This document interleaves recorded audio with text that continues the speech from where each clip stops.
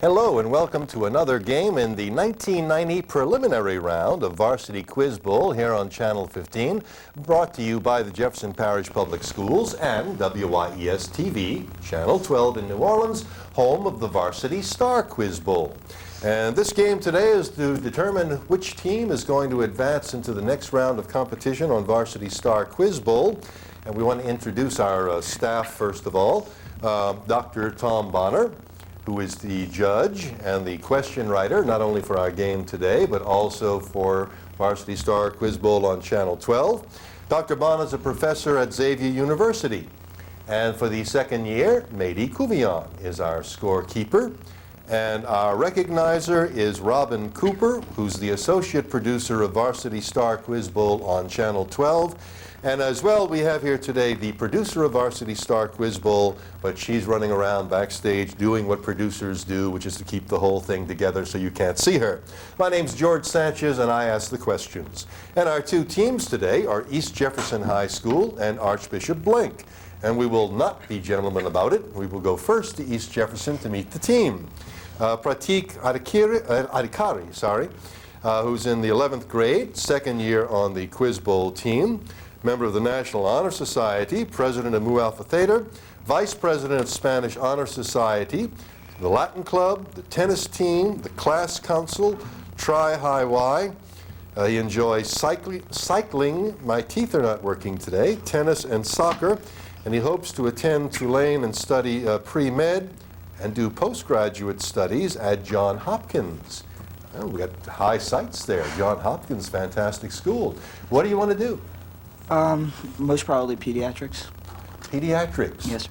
Good. That's very safe, because I have the feeling people will always have children. Yes, sir. You'll never be out of work. Captain is Tim Campos, who's a sophomore. He's got a varsity letter in soccer, Mu Alpha Theta, English 2 in the literary rally. He's interested in music, David Lynch movies, and he plans to attend the University of California at Berkeley to be a filmmaker or a producer or astronomy.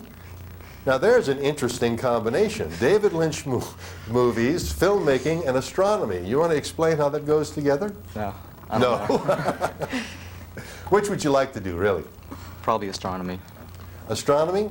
Well, I guess. You know, dealing with one kind of star or another, and those don't talk back as much, I don't think. Sean Marquise is in the 10th grade. He's played Quiz Bowl for 2 years at T.H. Harris. That's the junior Quiz Bowl. He's a Mu Alpha Theta.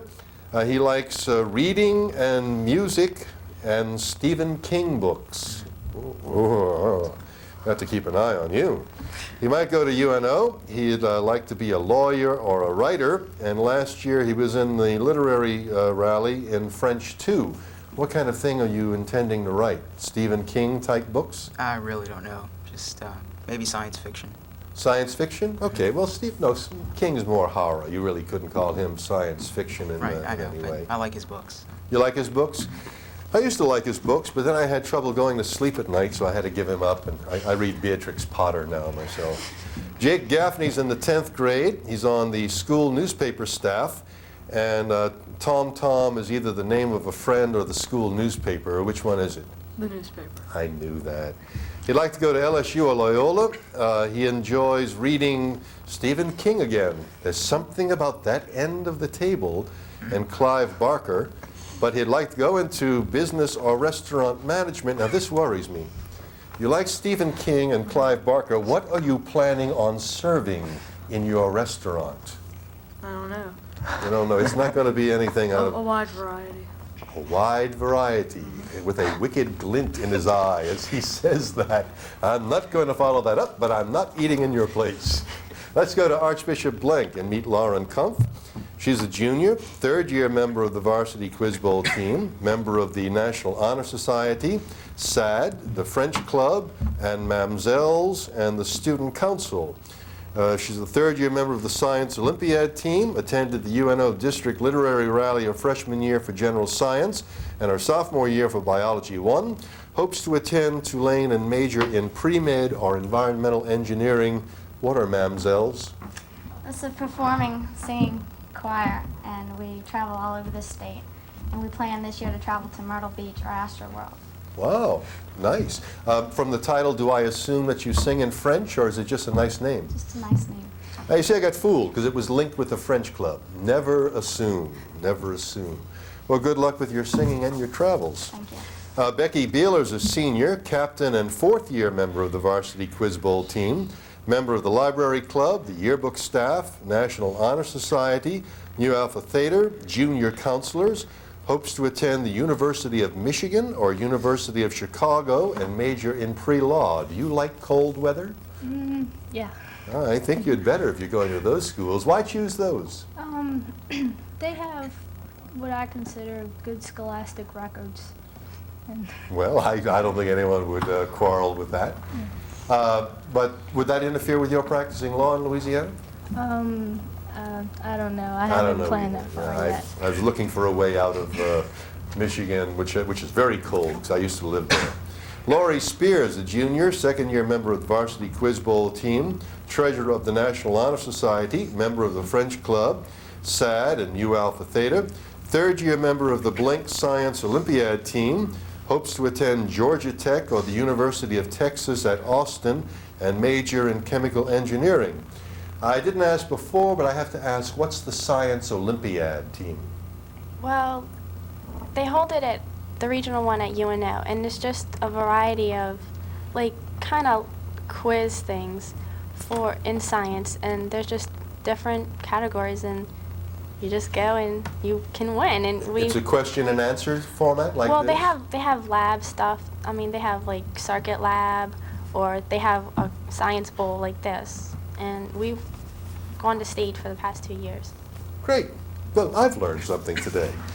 Jennifer Como is a sophomore, first-year member of the Varsity Quiz Bowl team, captain of the Junior Quiz Bowl team in the freshman year, alternate for the Blenk Science Olympiad team, and I now know what that is, attended UNO District Rally, Literary Rally for Spanish 1, member of the Student Council, Right to Life, SAD, and Spanish Club, and hopes to attend Tulane. SAD is Students Against Driving drunk. Driving drunk. I couldn't remember if it was drunk driving or driving drunk. What does the club do?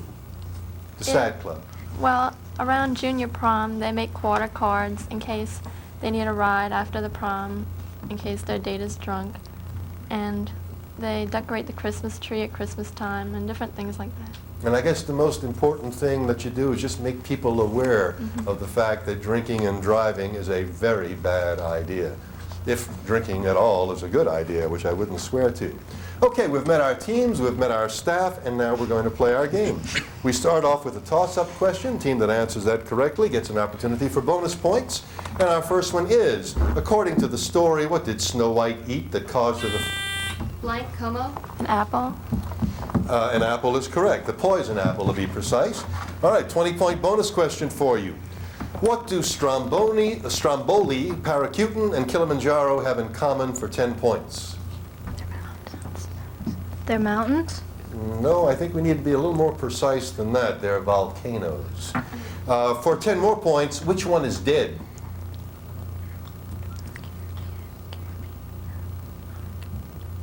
Can you repeat the... I'm told I can't repeat the names of the volcanoes. I'm sorry. Stromboli? Kilimanjaro. Kilimanjaro has not erupted in recorded history. Stromboli has. Toss up 10 points. What's the Swedish word for administration man? East Jefferson, Campos. Ombudsman. Ombudsman's correct. A 30-point bonus question for you.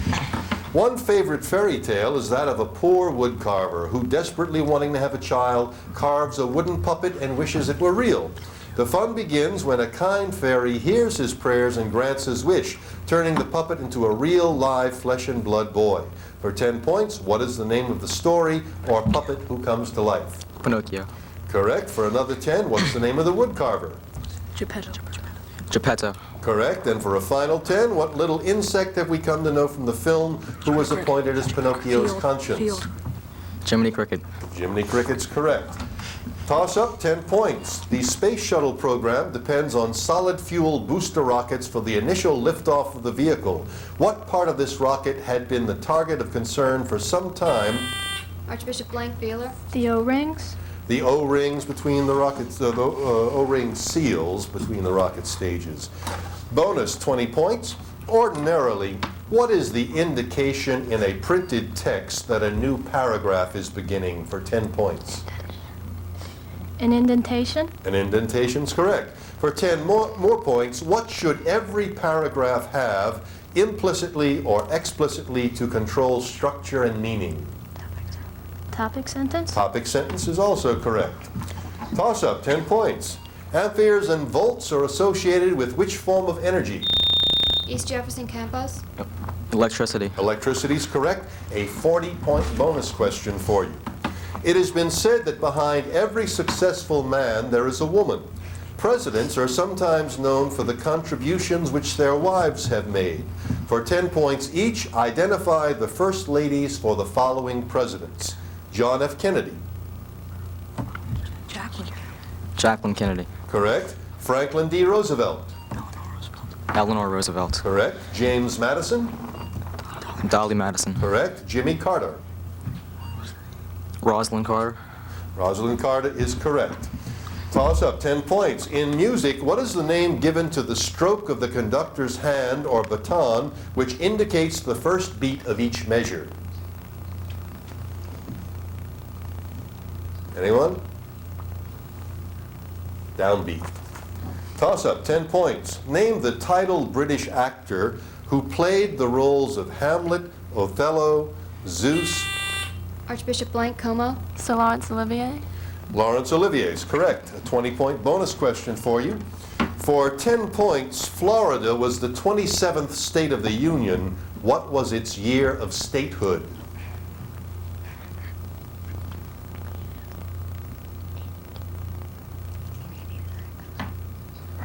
(1886). 1845. For 10 more points, Georgia entered the Union in 1788. What was its numerical order for becoming a state?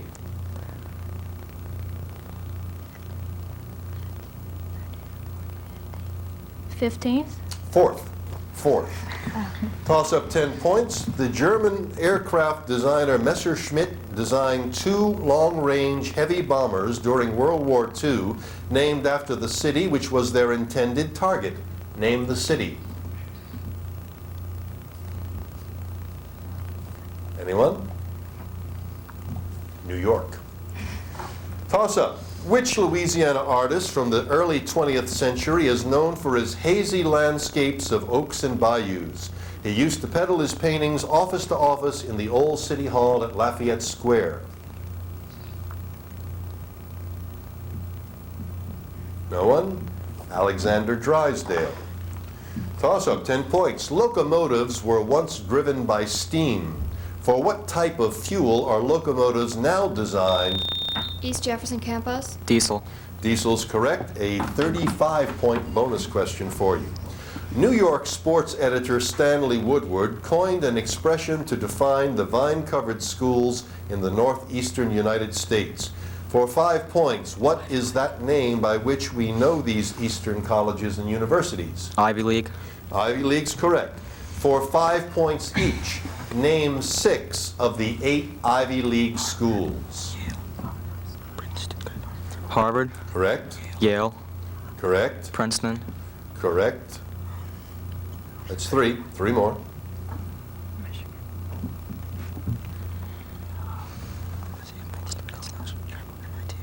MIT. No. That's 4. 2 more. Dartmouth. Dartmouth is correct. Rutgers. No, that's incorrect. Brown, Columbia, Cornell, Dartmouth, Harvard, Princeton, the University of Pennsylvania, and Yale. It's correct answer. Toss-up, 10 points. In Robinson Crusoe, Friday is associated with the idea of an all-around handyman. In the Bible, this sister of Lazarus and Mary is similarly associated with domestic activities. Name her. No one? Martha. Martha. Toss up 10 points. You were traveling to a suburban shopping center and you left home at 4 p.m. and arrived there at 4:30. What would be the distance driven if your speed was a constant 50 miles per hour? East Jefferson, Atacari. 25 miles. 25 miles is correct. 20-point bonus question. This is a mathematical problem. You are buying a new compact car for $8,000. The tax is 8%. How much for 10 points will the tax be?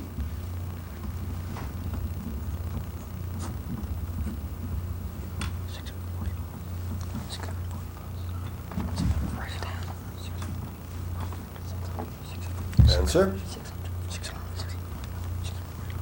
$640. $640 is correct. For another 10 points, what will be the total cost of the car? Price, tax, $25 handling fee, and $7.50 licensing fee.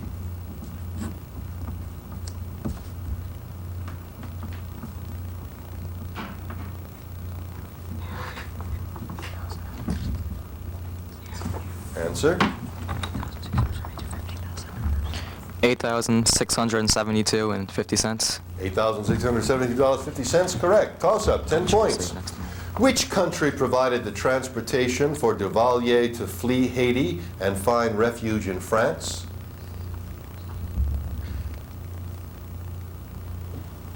The United States. What was the Italian Malpighi the first to see through a microscope? East Jefferson, Gaffney. Galileo. No. Blenk, Kumpf. Cells. I'm sorry? Cells. No, we can't accept that. It's the capillary circulation of the blood, which is a little bit more specific than that. 10-point toss-up. In the comic strip Beetle Bailey, Sergeant Snorkel's chair squeaks and annoys his office mate. Name the officer who is bothered by this noise. East Jefferson, Campos. Lieutenant Fuzz. Lieutenant Fuzz is correct. The 30-point bonus question for you. The Earth is not as round as we think. In fact, small bulges cause it to have what seems like corners. For 10 points, how many of these corners are there?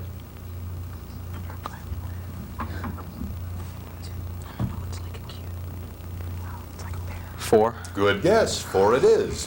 For 10 points each, name the approximate locations of 2 of these points.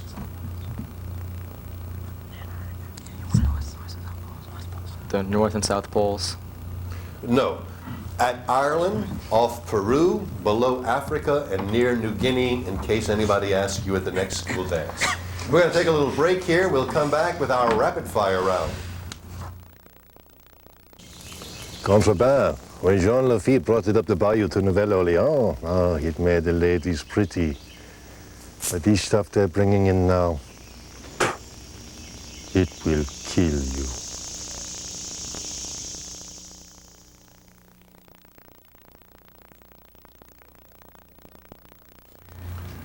Okay, we're back for the second half of our competition, and the rapid fire round is a chance for Archbishop Blenk to make up some ground here.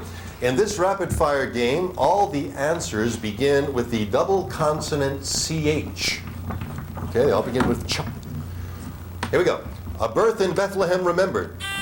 Archbishop Blenk, Beeler. Christmas. Correct. Bells associated with winter holidays. Archbishop Blenk, Como. Chime. Correct. Santa squeezed down this place. East Jefferson, Atacari. Chimney. Correct. Where people pray and sing hymns. Archbishop Blenk, Spear. Church. Correct. A beverage served hot in cold weather. Archbishop Blenk, Beeler. Chocolate. Correct. The expression poor as a blank mouse. East Jefferson, Atacari. Church. Correct. What's a little engine that did? Blenk, Kumpf. Climb. No, chug. Someone who is a fake. Charlatan. If in music, 3 or more tones sounded together in harmony. East Jefferson, Campus. Chord. Correct. The arrangements of movements in a dance. Archbishop Blenk, Como. Choreography. Correct. First name of America's discoverer. Blenk, Como. Christopher. Correct. Group of people singing carols. East Jefferson, Campus. Christmas. No. Chaim Potok's novel. Time. Okay. It's a choir, a chorus, choristers, chorale, something like that. Okay, back to our toss-up.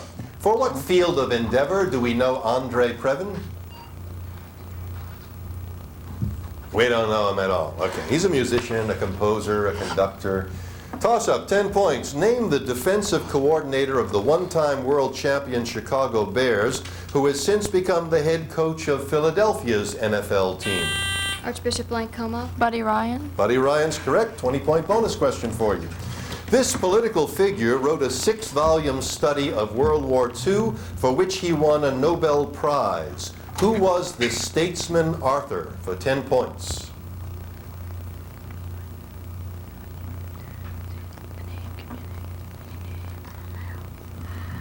Anyone?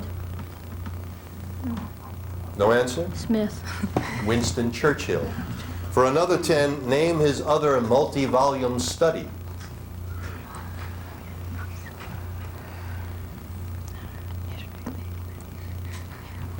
History of England. No, you're close. The history of the English-speaking people. Very close. Toss-up, 10 points. To what did the term the Big Red One refer in World War II? East Jefferson Atakari. Russia?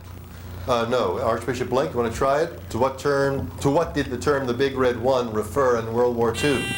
Archbishop Blenk Come. The atomic bomb? No, it was the United States 1st Infantry Division. Toss-up, 10 points. Siam is the ancient name of what country? East Jefferson Campus. Thailand. Thailand's correct. Another 30-point bonus for you. Nicknames are a way of life in southern Louisiana, so much so that often we do not remember a person's given name. The same phenomenon also happens frequently in sports. I'm going to give you the name of 3 boxers, and for 10 points each, you will give me the famous nickname by which they were known. Jack Dempsey.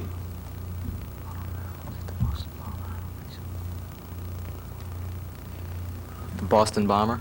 The Manasseh Mauler. Joe Louis.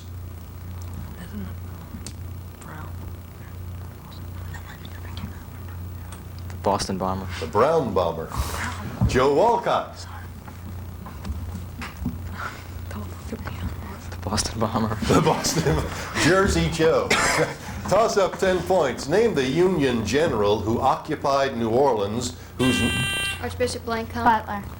General Benjamin Franklin Butler. Toss a bonus, 20 points. Which of the following states is not a major Christmas tree producing state? Michigan, Wisconsin, Oregon, North Carolina, Arizona. For 10 points. Arizona. Arizona is correct. For another 10 points, which state harvests more Christmas trees than any other?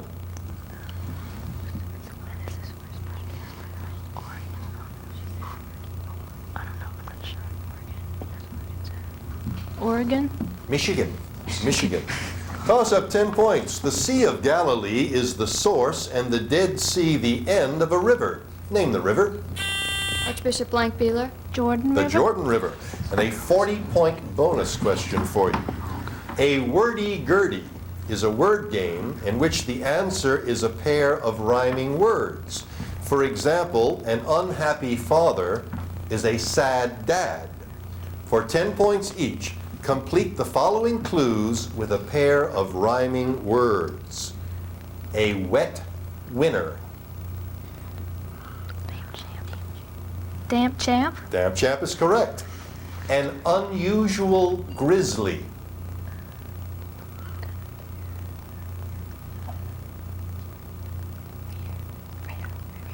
Rare Bear. Rare bear is correct. A noisy audience. Loud Crowd. Correct. Genuine iron. Real Steel. Correct. And you got 40-point bonus question. Good going. Toss up, 10 points. What is the name of the silky case spun by caterpillars? Archbishop Blenk Come. Cocoon. Cocoon is correct. A 20-point bonus. Spell President Lyndon Johnson's middle name.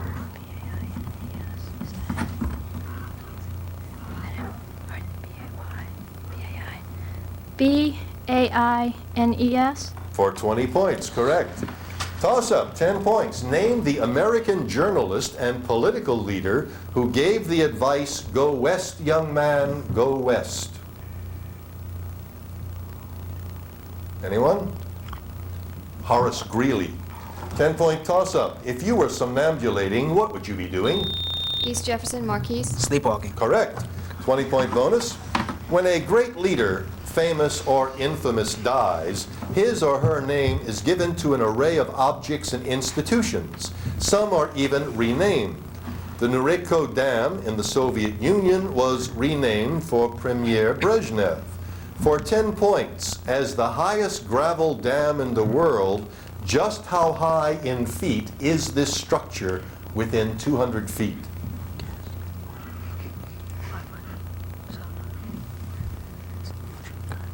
$700 feet. 1,000. And you didn't make the 200. We're off by 100 feet. All right, for another 10 points. How many turbines does it have within 2? 6. It has 9. You missed it by a little bit more than the 2. But great tries in both cases. Toss up, 10 points. What is an artisan? East Jefferson campus. A skilled merchant or craftsman. Yeah, we can accept that. A person skilled in a craft or a trade. 20-point bonus question. Name the American comedian who was once named visiting professor of comedy at a Southwestern university for 10 points.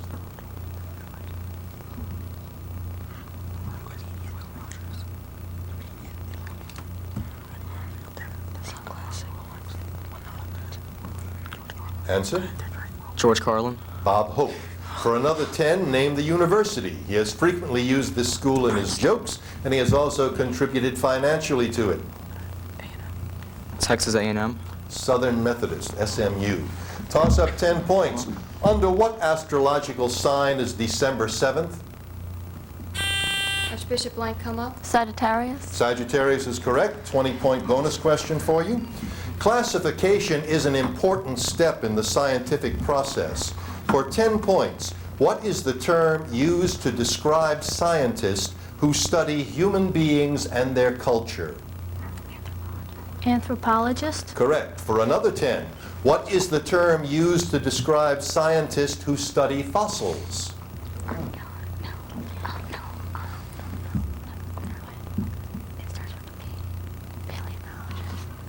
Paleontologist. Paleontologist is correct for another 10 points. Toss-up, 10 points in a very close game. Who wrote the satirical essay titled A Modest Proposal? No one? Jonathan Swift. Toss-up, 10 points. Some words are problematic, so spell this word correctly. Dilemma.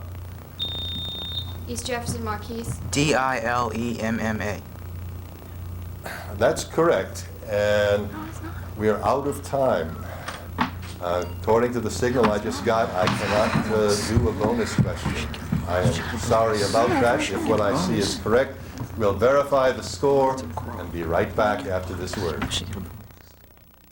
If it doesn't make sense to drink and drive on dry land, how smart is it to drink while boating?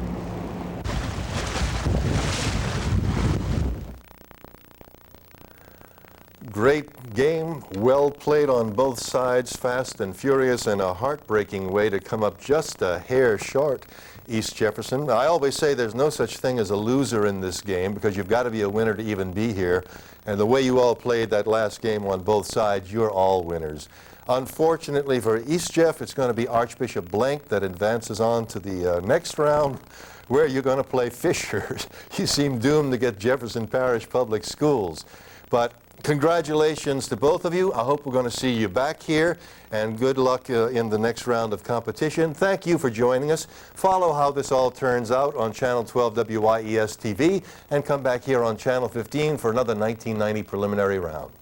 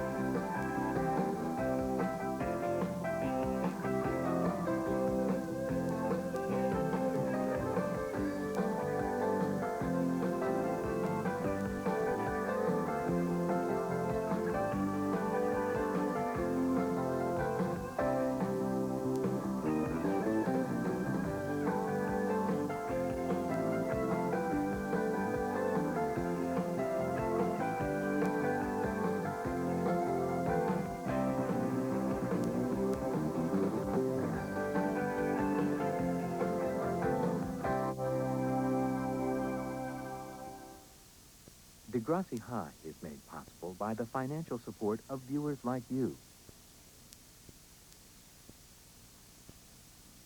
The Corporation for Public Broadcasting, and the Carnegie Corporation of New York. A discussion guide is available to accompany this series. To order your copy, send a check or money order for $2 to Degrassi Guide 4, Box 2222 DG, Southeastern Massachusetts 02375.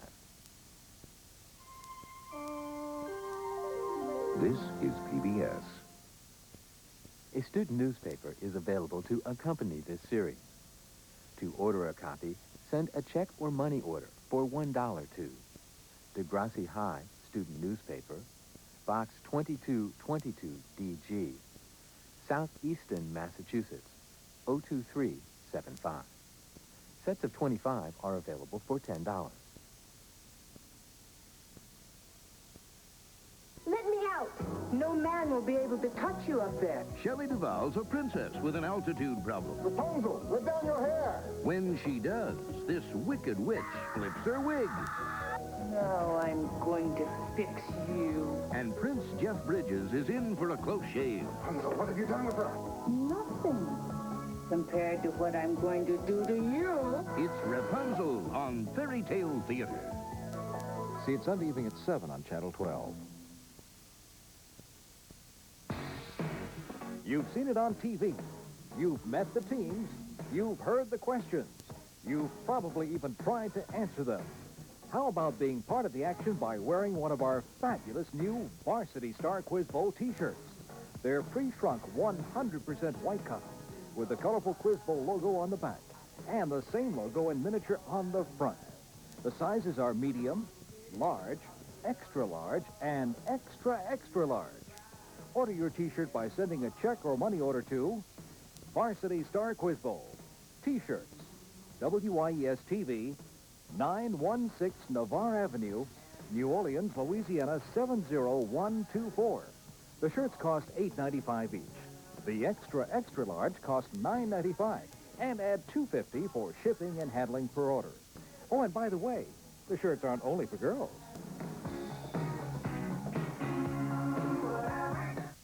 You're watching WIES-TV, New Orleans.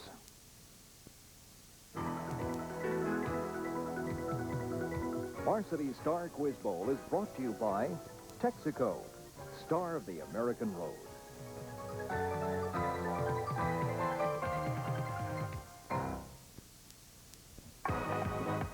The following is a stereo presentation of WIES-TV, New Orleans.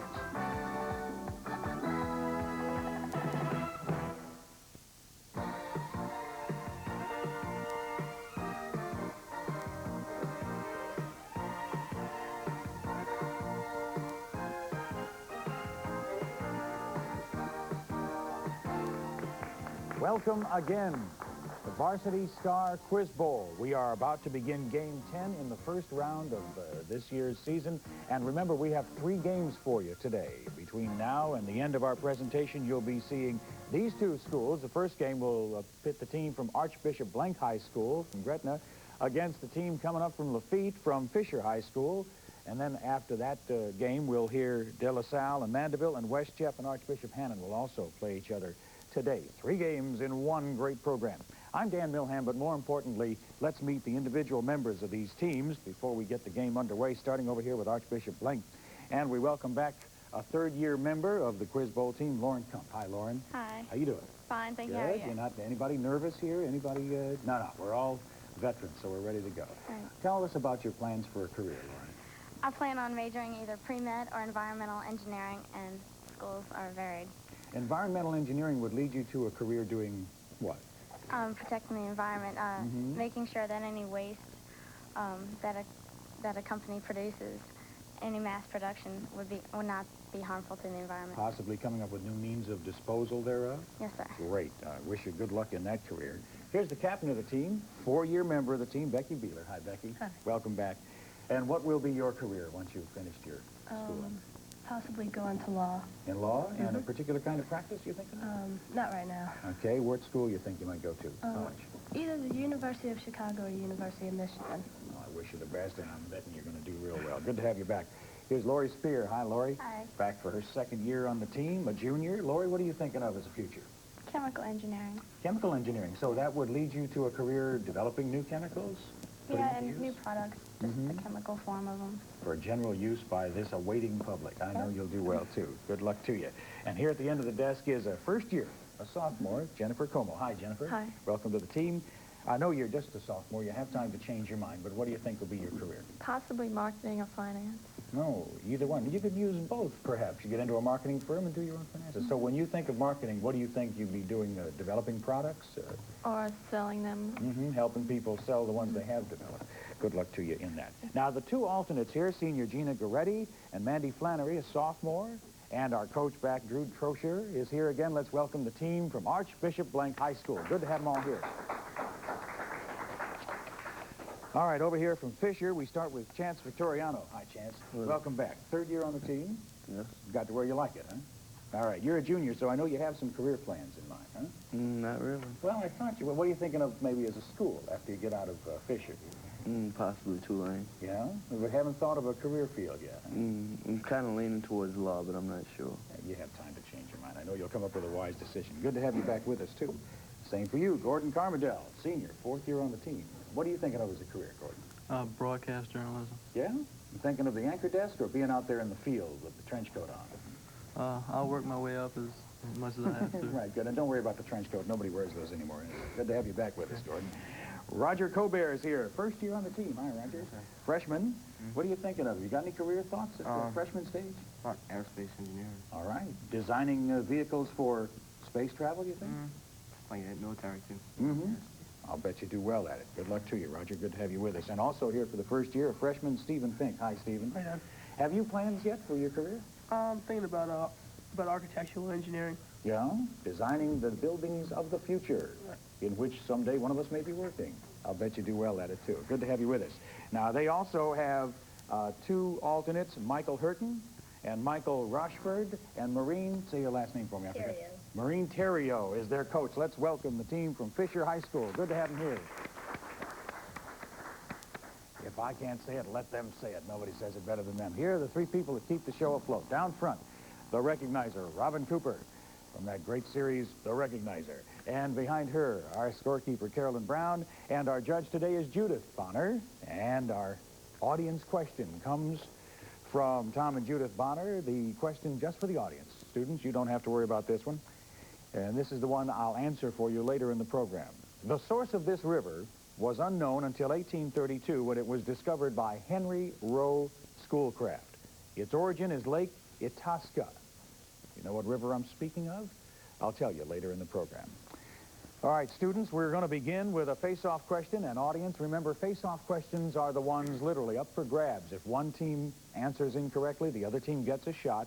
Twice during the game, there are two rapid-fire rounds, face-off style questions, but only one try at an answer is given.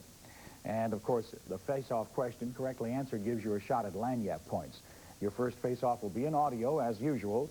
Listen to this selection from an opera by Donizetti and name the tenor who is singing in this recording.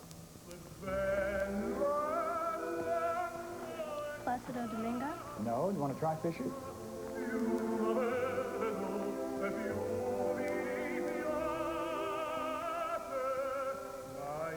All right, I'm going to tell you, it's Luciano Pavarotti. Here's another face-off. Who's the lieutenant governor of Georgia, currently making news as a gubernatorial candidate? Lieutenant governor of Georgia. You're probably just thinking of it at breakfast, weren't you? All right, the name is Lieutenant Governor Zell Miller. Now, the next time you're traveling through Georgia, you can ask, hey, how's old Zell Miller doing? Here's a face-off. The helicopter, the armored tank, and the machine gun, devices used in the modern conduct of war, were originally conceived by what great Renaissance artist? Fisher Victoriano. Leonardo da Vinci. Leonardo da Vinci first conceived those devices. And you've earned yourself 10 and a chance at 20 in lanyard. In the 10th century B.C., the 10 tribes of Israel broke from 2 leaders to form the ancient kingdom. For 10 points each, who were those 2 leaders?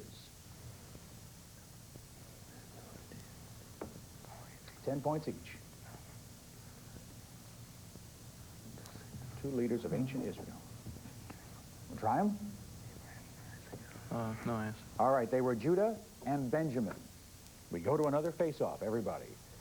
Who is the scientist often called the father of the hydrogen bomb? Blank, Einstein. No, Fisher gets a try. Our correct answer, Dr. Edward Teller. Still in face-off. In football, how high off the ground is the crossbar on the goal post? Fisher Carmidale. 10 feet. 10 feet, correct. Another 10 points for you. And your lanyap is worth a potential 30 points now. The following figures are associated with sports for 5 points each. You give me the sport after I name the person, starting with Pete Maravich. Basketball. That's right. Mario Andretti. Car racing. Correct. Jean-Claude Keely. Hockey. No, skiing. How about Mark Spitz? Diving. No, he was a swimmer, not a diver. Stan Musial? Baseball. That's correct. Peggy Fleming? Ice skating. Ice skating is correct. Well done. Back to a face-off. In which country is Auschwitz? Blank, Como. Germany? No, Fisher gets a try. Go on. Fisher Victoriano. Norway. No, it's in Poland. Another face-off. What's the name of the 20th century author who was nicknamed Papa? Blank, Beaver. Hemingway. Ernest Hemingway, correct. Got yourself your first 10 points, and here's a chance at 20 in lanyap. Name the salad which some gourmets think is Mexico's most outstanding contribution to cuisine. It's a creation fit for emperors. For 10 points, what's it called?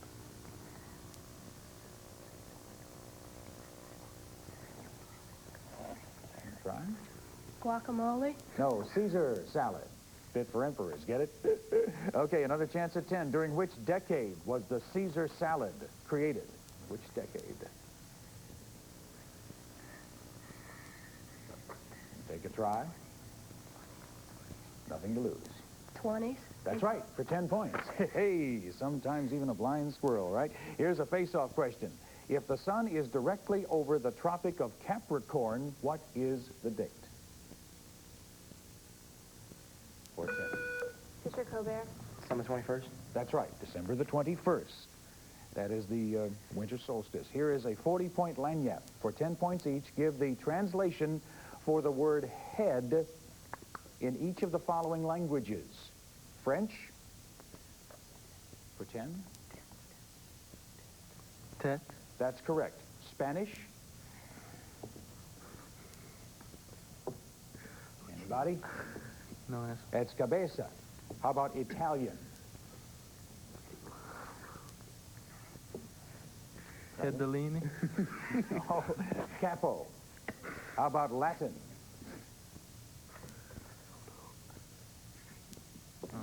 Caput. C-A-P-U-T. All right, you got 10 out of that. There's the signal to go to our first rapid-fire round of this game. The score is 60-20, and this rapid-fire focuses on the South. Just general questions about the South. The Confederate battle flag was known as... Blank, Como. Stars and Stars? Yeah. The Battle of New Orleans was fought on the plain of... Chalmette, the correct answer. Prior to 1920, the highest art or culture was not literary, but... Fisher Carmidale. Music. No, oratory. The writer William Faulkner was from which state? Blank, Spear. Mississippi. That's right. The George C. Marshall Space Flight Center is in which Alabama city? Fisher Carmidale. Huntsville. That's correct. A banquet can be found in which southern city? Banquet.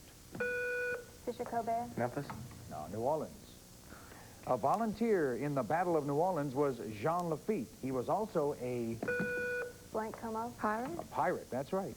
Best known Civil War fort in Charleston's harbor called... Blank, Fort Sumter. Sumter is correct, just inside the beef. We're going to give you those. A well-played first group of questions leaves us with a tie score of 60. But remember, we've only just begun the questioning on Varsity Star Quiz Bowl. Stick around.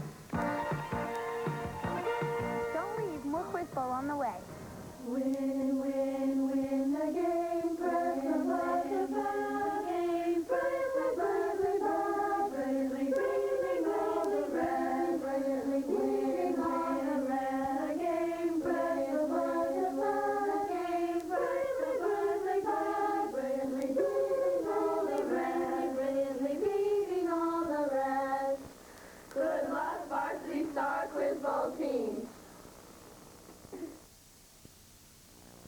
I enjoy Quiz Bowl Challenge, really. I use it in my regular classes, as a matter of fact.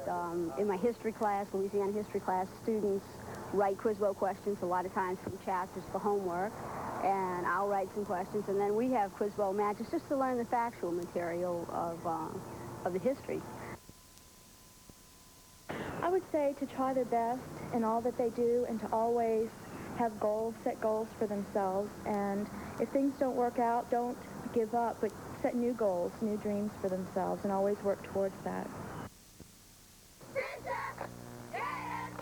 go, let's fight, let's win.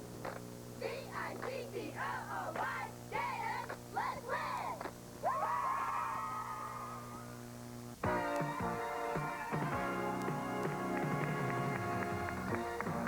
You may remember our last game last week had to be settled with a sudden death tiebreaker. Well, we have a tie score now, but we have a long time before the end of the game. I want to remind you and all the people participating in Quiz Bowl competition, our sponsor, the Texaco Company, is giving scholarships to the champions and runners-up of this season, after it's all over, to the school of choice.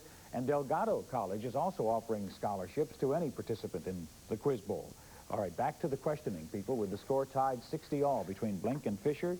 Face off. Name the structure built in India during the 17th century by the saddened Emperor Shah Jahan as a tomb for his wife. Fisher Victoriana. Taj Mahal. The Taj Mahal is the correct answer. And you've earned yourself a chance at 20 points in this visual lanyap. Look at our studio screens and identify the famous sculpture that you see for 10 points. Identify the sculpture. It is called... what? Try it? Venus. No, it's called The Kiss. Now for another chance at 10, name the sculptor.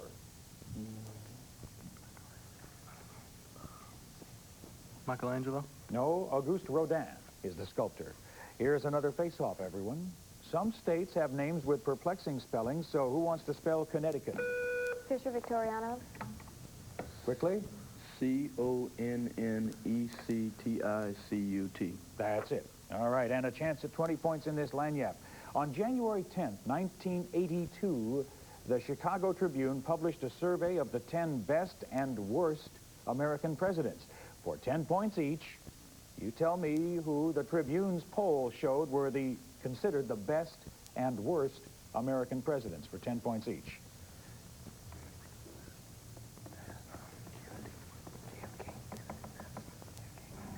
Chicago Tribune poll, best and worst presidents, each worth 10 points. Try? Kennedy was the best. No, try for the worst. Nixon. No, Warren Harding was considered the worst. Abe Lincoln was considered the best. Back to a face-off, everyone. Who wrote the autobiography of Alice B. Toklas? Anyone? It was written by Gertrude Stein. Still a face-off. What is the English translation for the Spanish word dinero? Blank Vila. Money. Money, correct. 10 for that, and a chance at 30 in this lanyap. In which film, produced in 1958, did Kim Novak play a witch, for 10 points? Kim Novak played a witch. 10 points. Name of the film. Any try? Rear Window. No, it was Bell, Book, and Candle. Another chance at 10. What was the name of her cat? The character's cat in that movie. Blackie. No, it was called Pyewacket. Now another chance at 10. What television show was inspired by that film? Bewitched. Bewitched. Good shot. That's 10 points. But we're back to a face-off now. Which of Glenn Miller's tunes was considered the first in which he achieved the certain sound for which he was looking in order to distinguish his band from others? Famous Glenn Miller tune. Blank Coma. Moonlight Serenade. That's it. Got it. 10 points for that one and a chance at 20 points in this lanyard. First, what is the name of the first man to climb Mount Everest? 10 points. Sir Edmund Hillary. That's right. And for another 10, who was the first woman to climb Mount Everest? James Smith. No, it was Junko Tabei. Ah, you're thinking, how could I have forgotten that name? Here's another face-off, everyone. Now, we'll hold on to that face-off until the next and last group of questions. Here we go with another rapid-fire round. This one involves computation and quantitative interpretation, so listen carefully, and remember, we are still in a rapid-fire round. The cost of a $25 shirt with a 10% discount. Somebody? Anyone? Blank spear. $22.50. That's right. The age of John, who is 1/3 that of his 60-year-old grandfather. Blank feeler. 20. That's right. The number of years in 5 score. Fisher Victoriana. 100. 100 is right. The days in the merry month of May. Fisher Victoriana. 31. 31 is correct. Number of hours in 3 days. Fisher Colbert. Sorry, it's 72. 25% of 200 equals? Fisher Victoriana. 50. That's right. The years in 5 millennia. Blank spear. 5,000. That's right. 5 times 40 minus 50. Fisher Victoriana. 150. 150, that's correct. All right, a good rapid-fire round, a good game. The score now, 115 for Fisher, 130 for Archbishop Blenk. We have more questions to come, but this is the time during each program when we like to hear from the captains of each team about the school they represent. And we start with Archbishop Blenk and Becky Wheeler. Tell us about your school. Archbishop Blenk High School, founded in 1962, is a Catholic college preparatory school for girls. With a curriculum centered upon the academic needs of the individual, Blenk strives to develop each student to her maximum potential. Beyond academic requirements, Blenk encourages the pursuit of extracurricular activities. Service organizations, athletic teams, performance groups, and academic clubs furnish the means for each student to express her individual talents. Through its activities and programs, Archbishop Blenk strives to develop the total Christian woman who is capable of assuming her academic, religious, social, and civic responsibilities. Thank you, Becky. Well read, and welcome again to everybody here from Archbishop Blenk High School. Gordon Carmadell, tell us about Fisher School. Located in historic Lafitte, the 4.5-acre campus of Fisher High School serves the communities of Lafitte, Barataria, and Crown Point. A comprehensive junior-senior high school, Fisher meets the needs of a variety of students, preparing them to pursue a wide range of goals. Again this year, Fisher is a Cersei school. As recipient of a Star Schools grant, Fisher students are studying Russian II and Honors World Geography by way of satellite downlink and audio bridge. Also, for the second year in a row, Fisher has ranked 3rd in the state in its division in the Jets Teams competition, a contest of math, science, and English aptitude. Successful in both academics and athletics, Fisher is a source of pride in our community. And you have much of which to be proud, as do you all. Welcome again, the team from Fisher Middle and High School. All right, we have some more questions to ask these teams. It's close now, and the next group will decide the game. But first, the audience question. The source of this river, unknown until 1832, discovered by Henry Rowe Schoolcraft, is Lake Itasca. And the river, something hardly known to local people, right, Judith? It's the Mississippi River, of which we're talking. First discovered by Europeans when DeSoto came upon it, but The Native Americans knew it was there. I mean, the natives knew it was there, but not those new Americans. Huh? Thank you, Judith. Here's a face-off question, teams. Let's get back to deciding this game. What is the name given to the Indian civilization near Cuernavaca, Mexico, from 600 B.C. to... Blank comp. Navajo. No? You want to try it? From 600 to 1200 B.C., Fisher? It is the Olmec. Another face-off. Name the influential editor of the anti-slavery New York Tribune, who said of the seceding southern states, quote, "Let our erring sisters go in peace," end quote. Who said that? Blank feeler. Brown. Again, please? Brown. No? Do you want to try, Fisher? Face-off question. The answer is Horace Greeley. Still in face-off. George and Martha, Nick and Honey. They're characters in a play and film by Edward Albee. Name it. Face-off. All right, that was Who's Afraid of Virginia Woolf. Still in face-off. What's the basic unit for monetary exchange in Thailand? They have a few in your pocket even as we speak. Fisher Colbert. $1. No. Blenk gets a try. Blank dealer. Penny. No, it's a bot. B-A-H-T. And a face-off. What is the architectural term used to describe the style of the religious structures built by the Spanish throughout the Southwest during the colonial period? Style called the mission. Sorry, I said it as you punched. Here's another face-off. In which American novel would you find the bleached-out eyes of Dr. T.J. Eckelberg, whose retinas were 1 yard high? Blank dealer. Great Gatsby. That's right, for 10 points. And you've earned a chance at 40 points in this lanyap. Geography, not abstract, although it may seem so when we're glancing over the map or the globe, but for 10 points each, name the 4 countries to the immediate west and southwest of the Russian city of Kiev. Each country worth 10 points, for a total of 40. China. No. 3 more. 3 more tries. Poland. There's 1. Try 2 more. Czechoslovakia. There's another. You get 1 more try. Try it. Hungary. That's right. You got 30 out of a potential 40. Well played. All right, face off, everyone. Your brother has just been awarded the DFC. What specifically does that stand for? I'll tell you, it's the Distinguished Flying Cross. Still in face-off, what's the capital of Malaysia?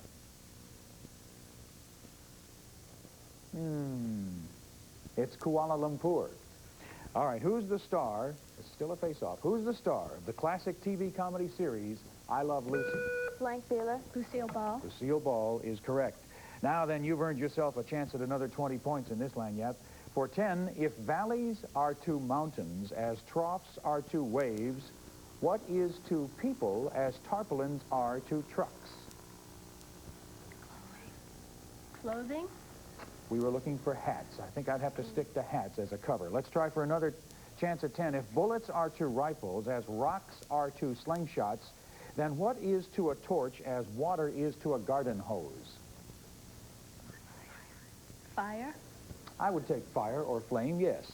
Well done.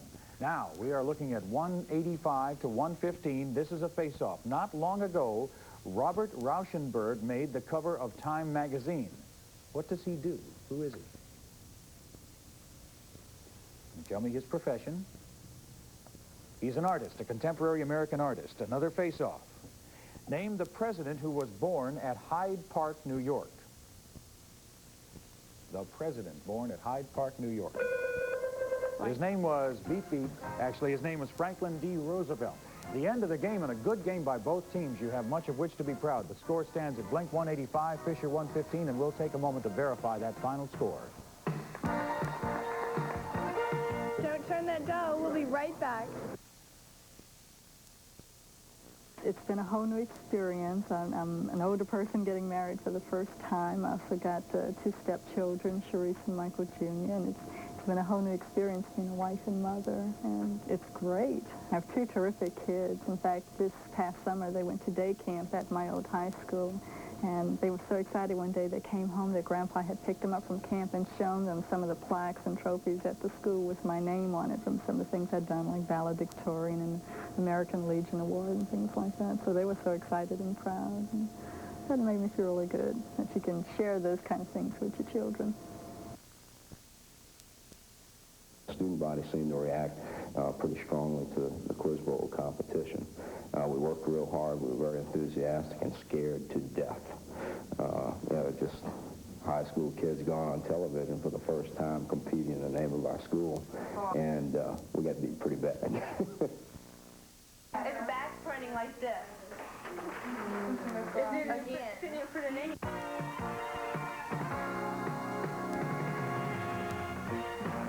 That's our final score. Archbishop Blenk 185, Fisher 115. Gordon, it's that kind of a game. It's close. Nobody has any problem with the game, but only one team can go on.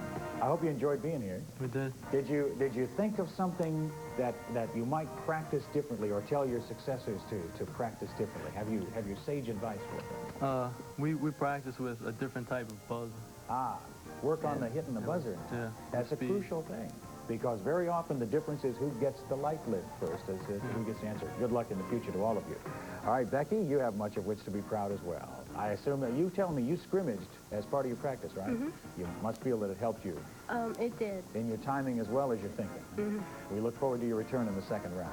And we look forward to our next game, which pits De La Salle against Mandeville High School. That's the second of 3 games today, coming up on Varsity Star Quiz Bowl.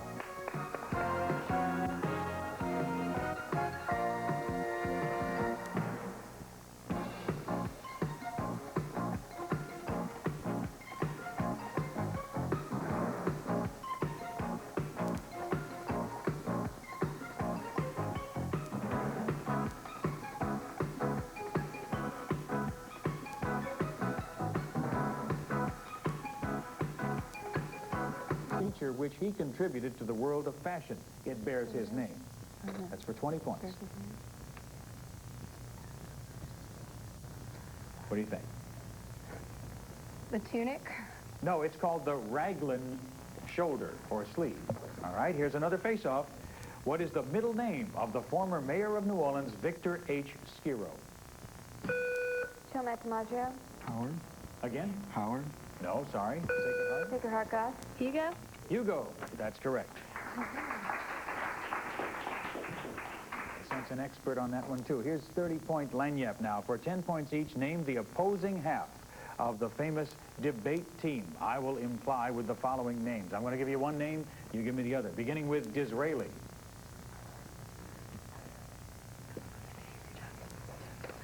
With Johnson. No, Gladstone was his opponent. Who opposed Lincoln? Douglas. That's correct. Webster? Haynes. Again, please? Haynes. Well, I don't know if I heard that correctly or not. It sounded close. Hayne is the correct answer. Will we take it? All right, you got 20 points out of that 30 lagniappe. Well played. When in doubt, I turn to the judge. Here's a face-off. Name the American president who wrote a history of the advance of the pioneers beyond the Alleghenies called Winning of the West. Sacred Heart Sims. Wilson. No, Chalmette gets a try. Chalmette DiMaggio. Coolidge. No, it was Teddy Roosevelt. That's the end of the questions. A well-played game. Again, we're getting some great games out of these second-round teams. Sacred Heart 260, Chalmette 150, and we'll be back in a moment after we verify that score. We'll be right back to announce the winner.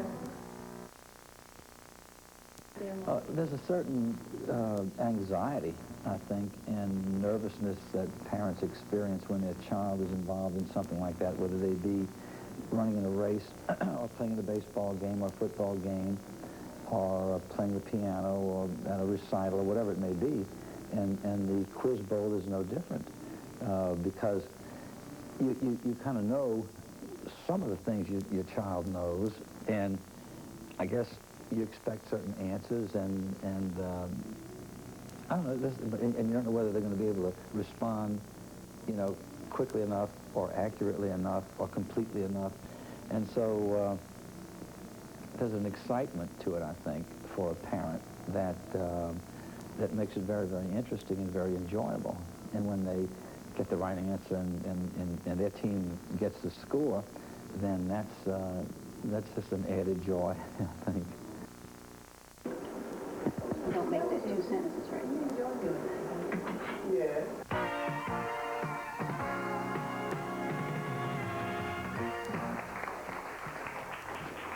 All right, our final score remains Sacred Heart 260, Chalmette 150. Brian, you did well. You played a good game. You scored a lot of points. There were a couple, I think there were a couple of lagniappes with a lot of points in them that kind of helped to shift the balance one way or the other. I hope you enjoyed being with us.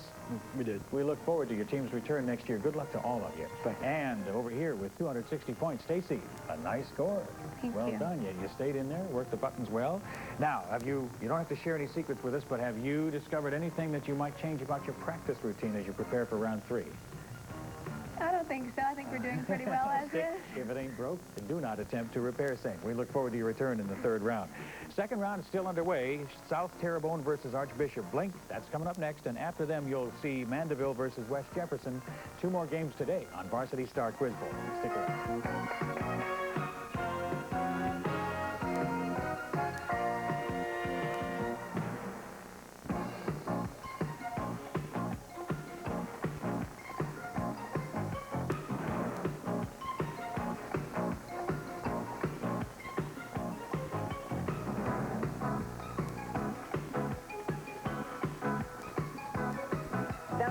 Next game's coming up.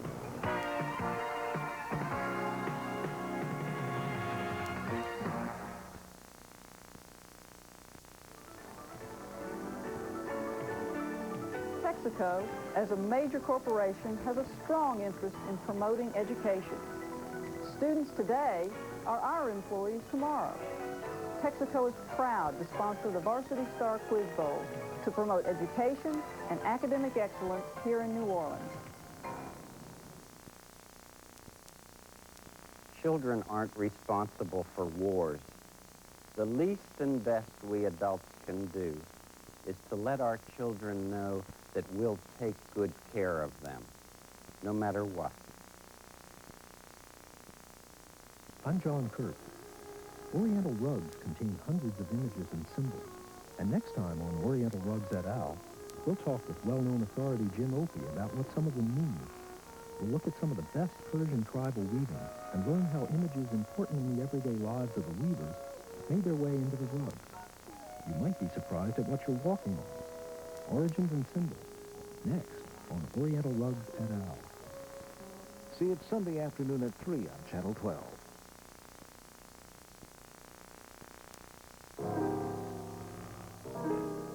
New Orleans' very own Channel 12.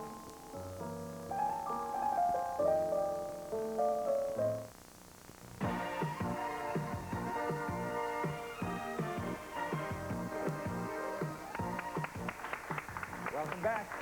2 more games to go today as we continue round 2 of this season's Varsity Star Quiz Bowl competition. I'm still Dan Milham, and the 2 teams taking part in this game number 37 of this season's games. The team from South Terrebone High School, they defeated St. Charles Catholic in a close game to make it to the second round.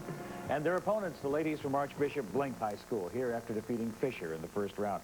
We begin by, again, introducing you to the individual members of each team. And in this round, we're interested in what takes up their free time, extracurricular activities, hobbies, recreation. We'll start over here with South Terrebone and talk to Sean Gautreaux. Hi, Sean. Hello. Welcome back. Sean, a junior, second year on the team. What extracurricular activities enlighten your life? I enjoy hunting and fishing and playing football with my friends in the neighborhood. Pretty good area to live in down there in Bourg for hunting and fishing, isn't it? A lot of good opportunities. Are you active in that year-round? Well, only in season. Only in season. That's the right answer. Give him points for being smart. Next to him is the captain of the South Terrebone team, James Lejani. Did I say your name right? Yes, sir. Good. That's 1 for Dan. He's a senior. Tell us what takes up your spare time. Well, I like to fish also, and in my spare time, I'm an avid collector of baseball and football cards. You have a big collection? It's growing. It's a small collection compared to some, but it's growing fast. Have any that are very valuable? The most expensive football card I have is a Bob Greasy card from 1972, and it's worth about $10. So and growing. That's my prize collection right now. You got to lock that away somewhere for future years. Good to have you back with us. Chris Laperouse. Did I say that name correctly, Chris? Yes, sir. All right. Chris is a junior here for his 3rd year on the team. Chris, what takes up your extra time? I like hunting, fishing, playing football, sports. You guys have a lot in common. Do you hunt and fish together at all? Sure, we live right by each other. Oh, I should have known that. And next to them at the end of the team, the lady on the team is Leslie Berg. Leslie, nice to have you with us again. She's a junior. What takes up your spare time? I enjoy being in the school choir, and I like writing stories. All right, but you don't go hunting and fishing with the guys here. No. What kind of stories have you written? Basically school-related. Uh-huh. Writing for school publications. Good to have you back with us, too. There are 2 alternates here with us. Jamie Hutchinson is there next to Leslie, and next to him is Agnes Hankley. Am I saying that correctly? Yes. All right, I guess it's close enough. And Mireille Kazant is their coach. Let's welcome the team from South Terrebone High School. Welcome them back. From Archbishop Blenk High School, we start there with Lauren Kump, a junior. Hi, Lauren. Hi. Good to have you back with us. What kind of things take up your extra time? I'm a mamselle and belong to student council and Friends Club and things like that. Tell me about the mamselles. It's a performing choir, and we go and we travel and we go all over the place and we sing and we win awards. Good. I'm happy for you. Good to have you back with us. The captain of the Archbishop Blenk team is Becky Beeler. Hi, Becky. Hi. Becky's a senior. What do you like to do if you have some extra time? Well, most of my time is spent working on the yearbook. That's cool. Are you writing and editing or some other duties? I'm the computer editor. All right, so you do have a lot of work with all of those words. Good to have you back with us. Lori Spear is next to Becky. Hi, Lori. Lori is a junior. What do you like to do if you have time to you? Well, I don't really have that much time. I have to work after school, but I like to listen to music and nothing really. Any particular kind of music that you like over others? Anything but country. All right. Well, keep that in mind if we send you any records as presents. Jennifer Como is there at the end of the desk. Hi, Jennifer. Jennifer's a sophomore. What do you like to do if you have extra time? Well, I'm involved in student council, and I like to read a lot. Do you think politics might be something in which you're interested later in life? No. No? But you do like being on the council. Good to have you back with us. The two alternates there for Blenk are Gina Goretti, and next to her is Mandy Flannery, and their coach is Drew Trocher. Welcome the team from Archbishop Blenk High School. Excellent to have you with us. Need I remind you that both of these teams are filled with winners. They've already won a game by being here. That's an excellent thing to have on your record. Only one team will go on to the third round. We want them all to remember that they're all winners, and we're happy to have them here.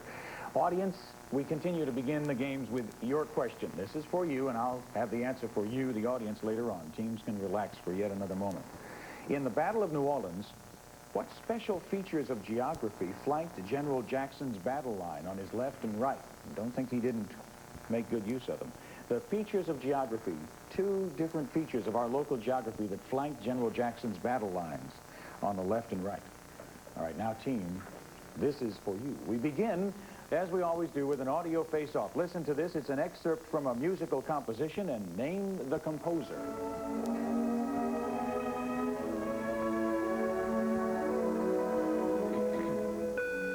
Blank Beeler. No. Do you want to try Terrebone? South Terrebone Berg. Beethoven. No, it's Gioacchino Rossini is the composer there. We go on now to a regular face-off question. And remember now, an interrupted and incorrectly answered face-off question will cost the team points. What is the magical land in C.S. Lewis's 7 books about children? Blank come. Narnia. Narnia is the correct answer. You get the first shot at Lagniappe after getting the first 10 points of the game. 2 parts, each worth 10 points. What do the following international cities have in common commercially?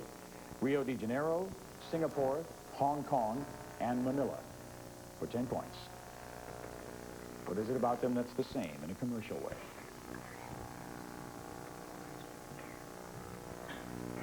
And your answer? They're all ports. That's correct for 10. And for another 10, the majority of these ports is on or near one specific continent. Which one? Asia. That's correct for the other 10. You start out with 30 points. We'll go to a face-off. What specific kind of airplane is the star of the film The Memphis Belle? Blank Como. An F-1 fighter. No. South Terrebone gets a try. Anybody want to? South Terrebone go try. A DC-40? No, it's a B-17 bomber. Another face-off. Some bits of wisdom survive through the years. The following question is based on wisdom which has survived since biblical accounts. At what time of day does a red sky indicate bad weather? South Terrebone go try. Dusk. No? You want to try, Blenk? Blank Como. Dawn.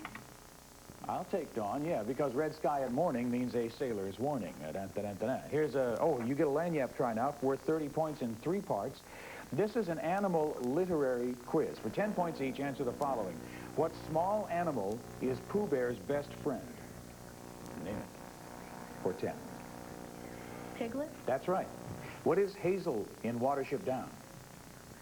What is Hazel? 10 points. Rabbit. That's right. What is T.S. Eliot's Jelly Laura? For 10. Try. A mole. No, it's a cat. You did get yourself another 20 out of that. Back to a face-off, everyone. Who wrote The Guns of August, an account of the beginning of World War I? Anyone? Barbara Tuchman is the name. Here's another face-off. New Orleanian Vernel Bagneris, or Bonnery, wrote a musical which is played in New York and London and periodically plays here in our own city. What is its name? Anybody? It's called One More Time. Now, you recognize it. Here's another face-off. Who wrote the novel entitled Middlemarch? It's a face-off. Answer is George Eliot. Still in face-off, the Sanhedrin was the highest court and council of the ancient Jewish nation, having both religious and civil functions. It was abolished with the destruction of Jerusalem. In what year, within 50, did that event take place? I'll give you. South Terrebone, La Perouse. 1763. No. Archbishop Blenk gets a try. Anybody? It was in 70 A.D. We're still in face-off. How many stars make up the constellation called Ursa Major? South Terrebone, Lejani. 7. 7, correct, for your first 10 points. And a chance at 40 in this lagniappe. Many national parks are located on significant geological formations. For 10 points each, indicate the location by state of the following parks, beginning with Yellowstone for 10. California. No, Wyoming, Montana, or Idaho would have done. How about Yosemite? California. That's correct for 10. Great Smoky National Mountain Park. Tennessee. That's right, also North Carolina. How about Gulf Islands National Seashore? Mississippi. That's one of them, also Florida and Alabama. So you did get yourself 30 out of that potential 40. We're now at a face-off question. If an internal combustion engine runs out of gasoline and it fails to start after its fuel tank is filled, what's the next step in an attempt to start that engine?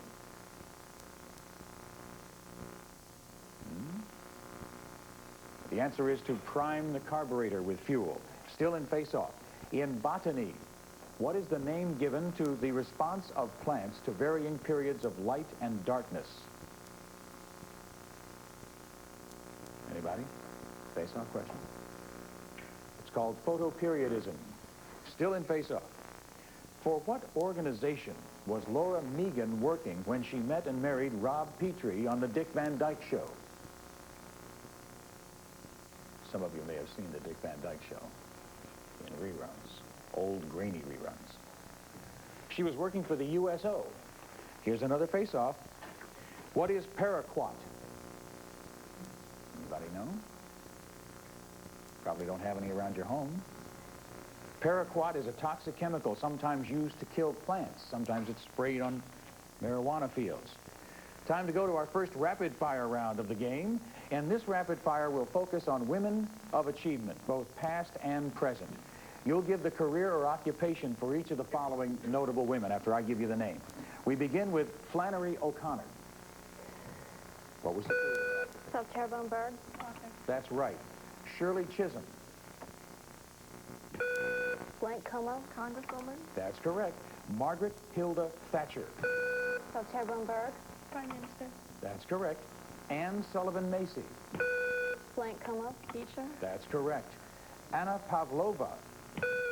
Blenk, Como, ballerina. That's right. Mary Lou Retton. South Terrebone, La Perouse. Gymnast. That's right. Sarah Bernhardt. Blank, Beeler. Nurse. No, actress. Louisa May Alcott. Blank, Spear. Author. That's right. Julia Child. Blank, Beeler. Chef. That's correct. Claire Booth Luce. She was an ambassador and a congresswoman. Maria Montessori. She was an educator or a teacher. Isadora Duncan. All right, that's the end of the time. Our little beeping sound is apparently not audible, but that is the end of the time. You got a good game underway. Archbishop Blenk 105, South Terrebone 70, and it's just begun. I'll be back in a moment with more questions on Varsity Star Quiz Bowl. There's more action after this. Night.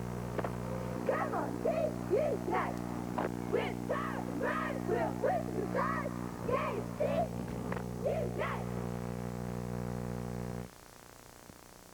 I remember practicing every day at lunch, giving up all my lunch hours for a full year, and we had a pretty good team. We got all the way to the semifinals and lost to Jesuit in a very controversial match. Well, I enjoyed the students and the activities. I enjoyed the variety. It's different from year to year and different from subject to subject. Since I teach 4 subjects, honors physics, earth science, and honors general science, it's definitely a wide variety of activities, you know, each day.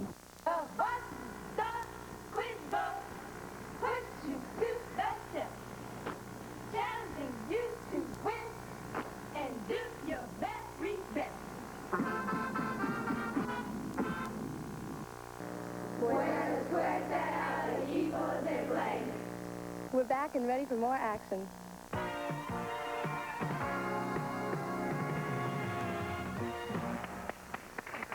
We're ready to begin again.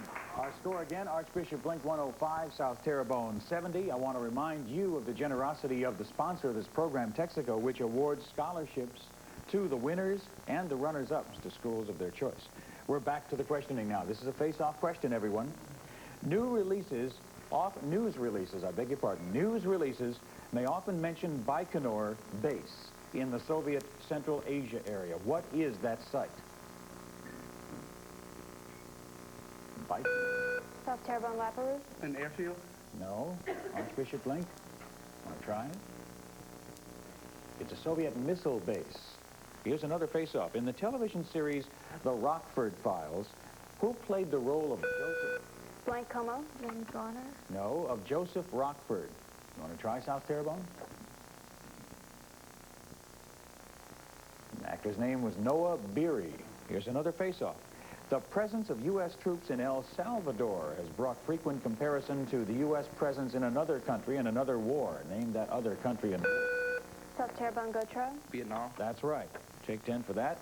And move on to a lagniappe worth 20 points. It's a visual lagniappe.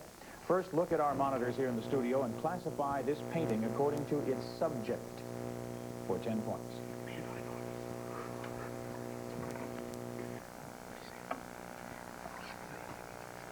We have no answer. The answer would be equestrian.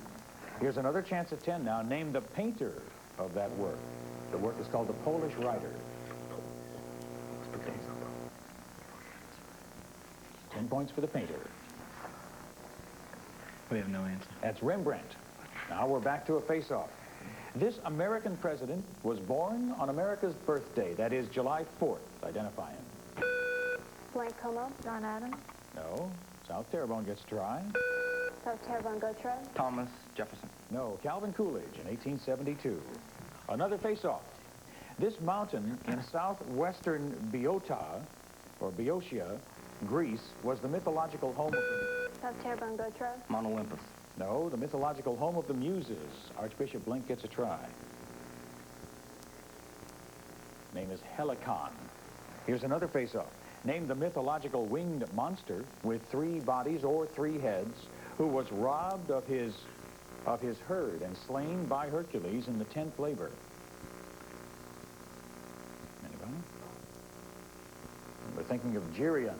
Here's another face-off. Name the actress who fell victim. The actress who fell victim to Norman Bates in Psycho. Blank Taylor. Lee. Janet Leigh, that's correct. 20 points available in this lagniappe now. First, what well-known Hollywood personality was the voice of cartoon characters Bugs Bunny, Daffy Duck, and Yosemite Sam for 10 points? No blank. No blank, that's right.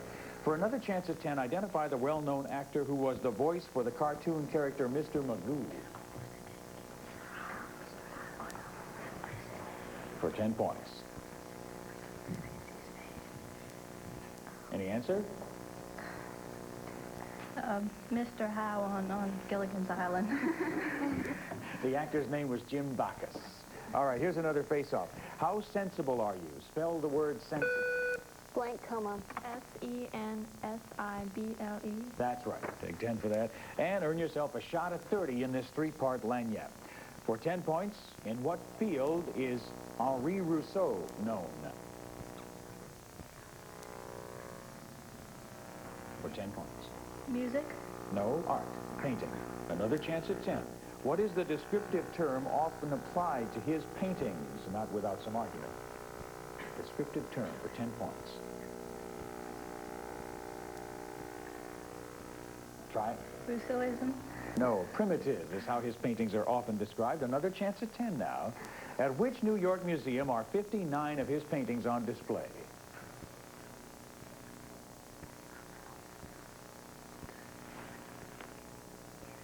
Want to try? The Metropolitan Museum of Art. No, it's the Museum of Modern Art. Back to a face-off now. There's the signal to go to our next rapid-fire round. Now, this one is going to really be rapid. It's a simple name the first letter of each word I mention, rapid fire. I say the word, you tell me the first letter of the word. We begin with catastrophe. South Terrebone, Gautreaux. C. Correct. Order. Blank Como. O. Correct. Kinetic. South Terrebone verb. C. No. K. Oedipus. South Terrebone Lapidus. O. Correct. Eon. South Terrebone Gautreaux. E. Correct. Xavier. Blank Como. X. Correct. Ptolemy. South Terrebone Gautreaux. P. Correct. Eradicate. South Terrebone Gautreaux. E. Correct. Oyster. South Terrebone Lapidus. O. Correct. Oral. South Terrebone Lapidus. O. No. A. Ceiling. South Terrebone Gautreaux. C. Correct. Soil. South Terrebone Gautreaux. F. Correct. Europe.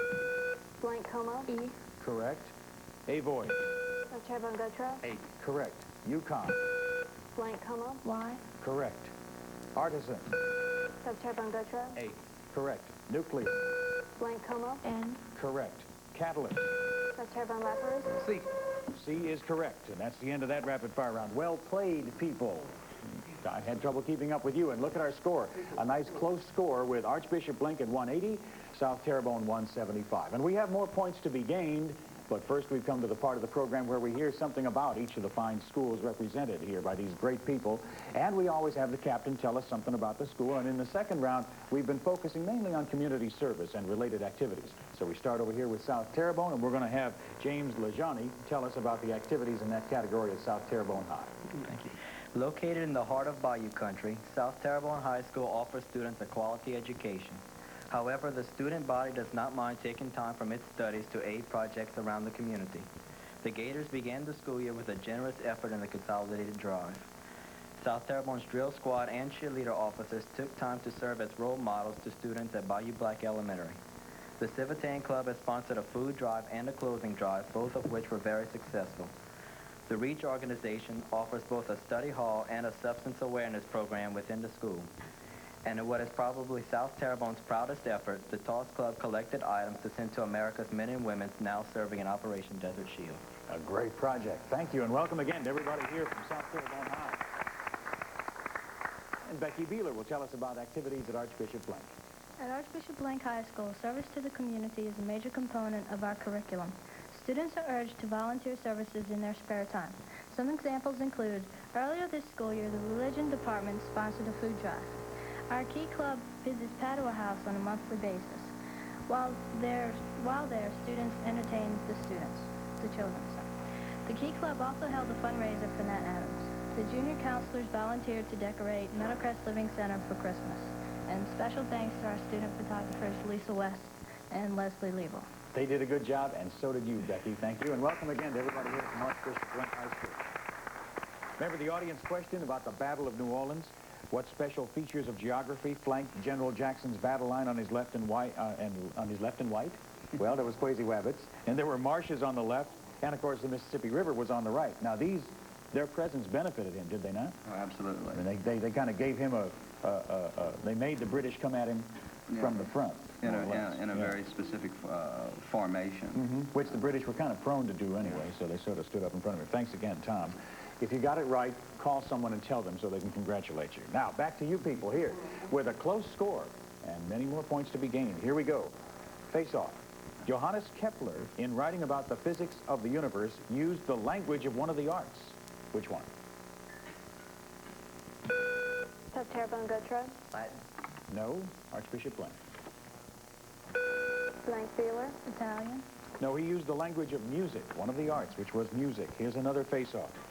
What is the term for a member or supporter of Theodore Roosevelt's Progressive Party, which was derived from the emblem of the party? Blank Feeler. Bull Moose. That's right. Bull Moose is correct. You've got a chance at 20 more points now in this lanyard. Throwing and catching objects has been a tradition at Mardi Gras parades for many years. For 10 points, which object was added for the first time as a throw for Mardi Gras parades in the 1960s, and it became a collector's item for parade goers? Cups. No, doubloons. For another chance at 10, who was the local creator of doubloons?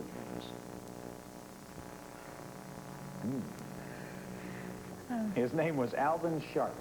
Back to a face-off. Give me the name of the condition in which a person has a morbid fear of blood. South Terrebone Lapidus. Hemophobia? That's correct. Hemophobia. And you've earned yourself a chance at 40 now in this lanyard. Smith is a very common name. Give me the first name of the following Smiths after I give you a clue. 10 points each. An English colonist in America?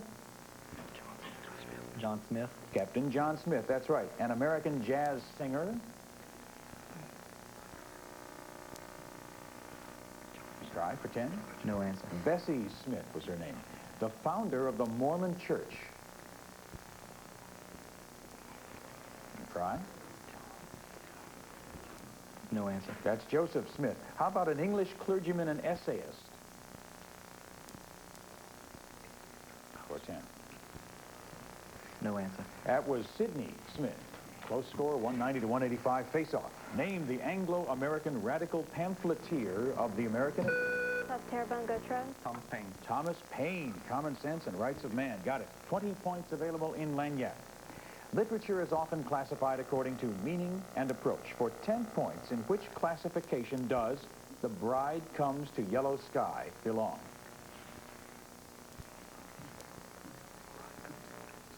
Classification for 10. Approach. No, realism. For another chance at 10, name the author of that short story.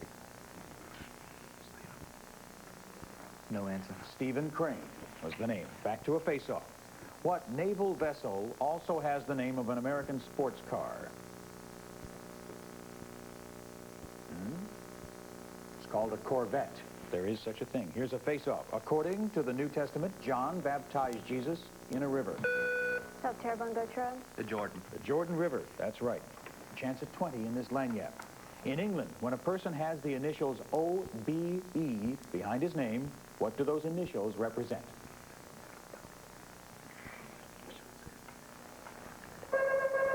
That he's a doctor.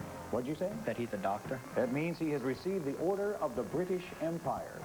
Pretty high stuff. Now, may I congratulate all of you on a well-played, close, exciting game. Our final score, South Terrebone 215, Archbishop Blenk 190. We'll be back in just a moment. We'll be right back with the winner. Well, Stephen was an alternate on the Quiz Bowl team at Newman in 1979. He was also president of the Honor Council, and he was involved in a lot of things on his own that were other than school. Stephen had an interest in chess and games in general.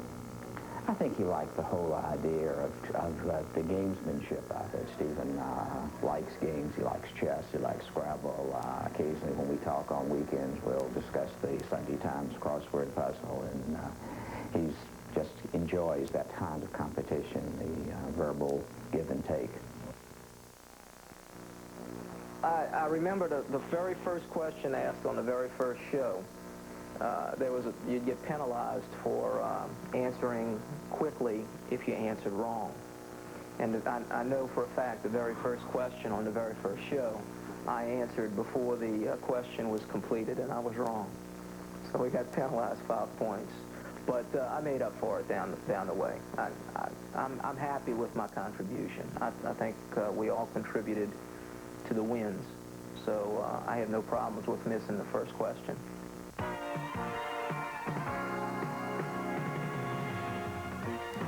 There is our final score. South Terrebone with 215 points. That's a pretty good score, but Archbishop Blenk right there with 190 points. Becky, a good game. I hope you enjoyed it. Yes, I did. Good luck to you. Becky you're a senior, so adios and good luck to the rest of you. I think we may be seeing you again in the future. I hope so. Good luck to you. Thanks very much for taking part in a good game. Over here, South Terrebone now goes on. You go into round 3. Does it get more exciting, a little more tense each time for you? Oh, yes. Yes. Well, that's the way we like it. James and the rest of you, well played. We look forward to your appearance in round 3. We have one more game coming up today. That is Mandeville versus West Jefferson, and that'll be coming your way in just a moment on Varsity Star Quiz Bowl. Stay tuned.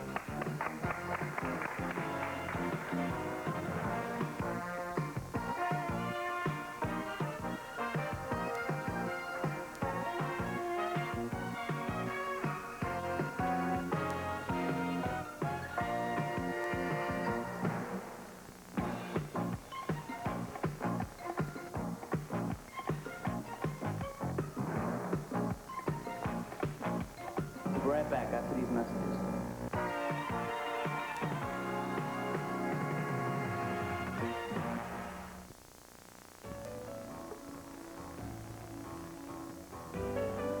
At Texaco, the challenge we face as an energy company includes our commitment to the environment. Texaco and its employees are active in recycling and tree planting programs helping to restore our natural resources. And in honoring our spirited young students by supporting Varsity Quiz Bowl, we're helping our most valuable resource of all, people.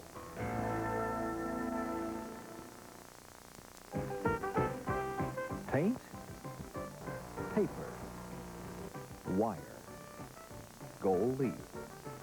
Is it art, craft, or illusion? Spend an hour behind the scenes and learn what turns an accumulation of details into the magic of a Mardi Gras float. On From the Ground Up, the art and magic of Mardi Gras floats. See it Sunday at 1 p.m. on Channel 12. In my heart, I have but one. It's called advertising. Charms. Consumers take it with a grain of salt, but our economy wouldn't work without it. Next on Smithsonian World, the most pervasive...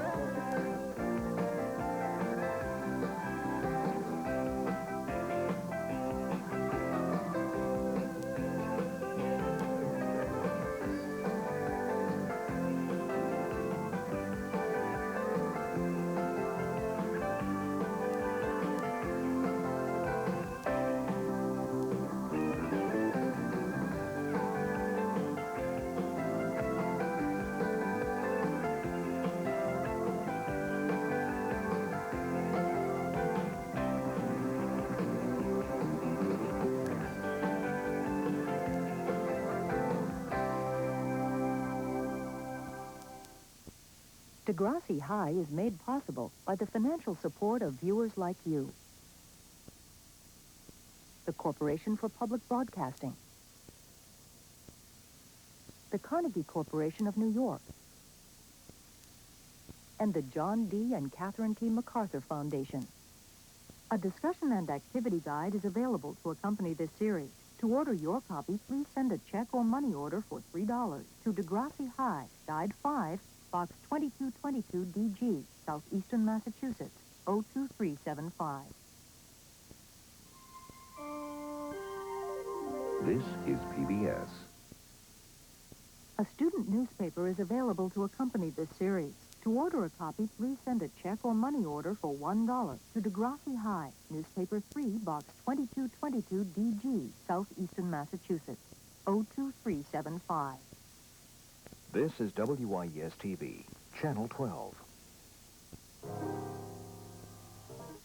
Students discover a lot through their high school years, whether it's in a classroom, showing their school spirit, competing athletically, or academically. Today's students are meeting the challenges set before them. As the sponsor of Varsity Star Quiz Bowl, we at Texaco see firsthand the outstanding performance of our high school youth. We recognize that performance and are proud to offer scholarship awards totaling $37,500 for this year's Quiz Bowl competition. Texaco is proud to support Varsity Star Quiz Bowl, where academic excellence in our community is emphasized. The following is a stereo presentation of WIES-TV, New Orleans.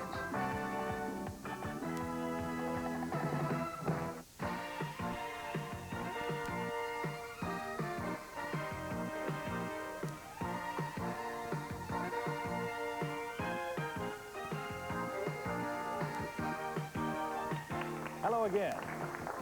I'm Dan Milham. Welcome to Varsity Star Quiz Bowl. It's our 25th anniversary season. This is game number 27. We're still in the first round. The two teams taking part in this game will be the team from Archbishop Blenk High School. There you see them. And their opponents, the team from Riverdale High School. Before we get underway with the game, of course, I want to meet and introduce to you the individual members of each team.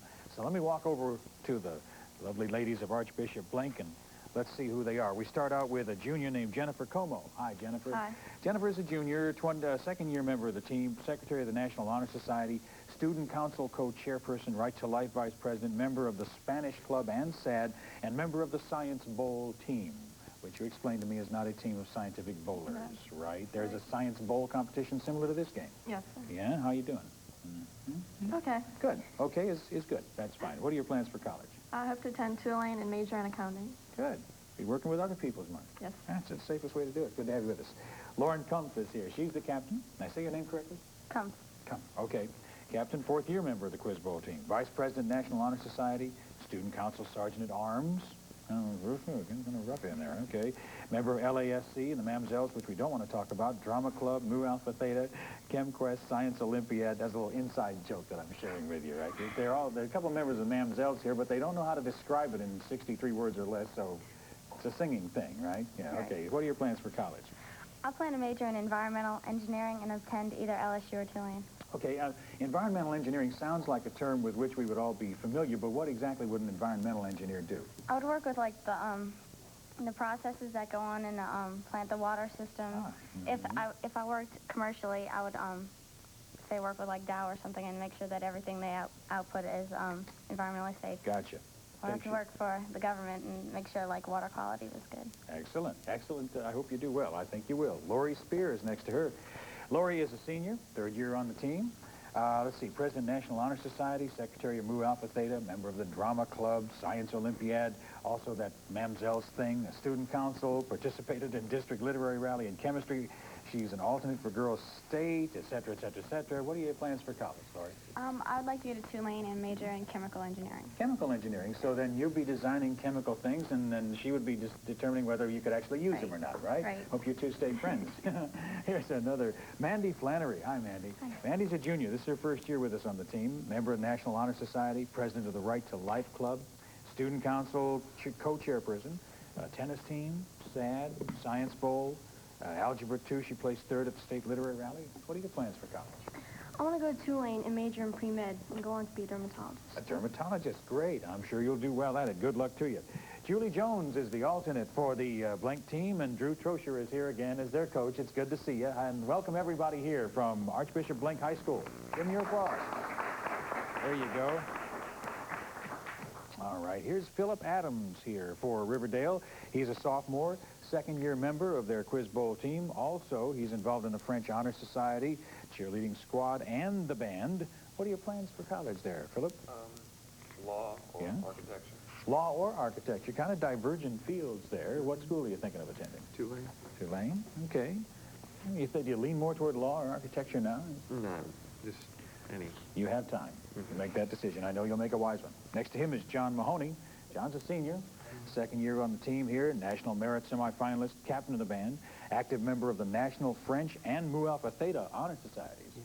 You were telling me Mu Alpha Theta is fairly active. Yes. Is the French Honor Society as active? No, not necessarily, but we do send a student if they are willing to go to France or Canada to study. Gee, I'd be willing. If you don't come up with a student, give me a call. What are your plans for college? I hope to attend either St. John's or Centenary and major in education, either English or music. Going to be a teacher. Great, great. The more good teachers, the better. Next to him is Krista Erneman. Yes. Got it? Oh, I'm so happy when I get him right.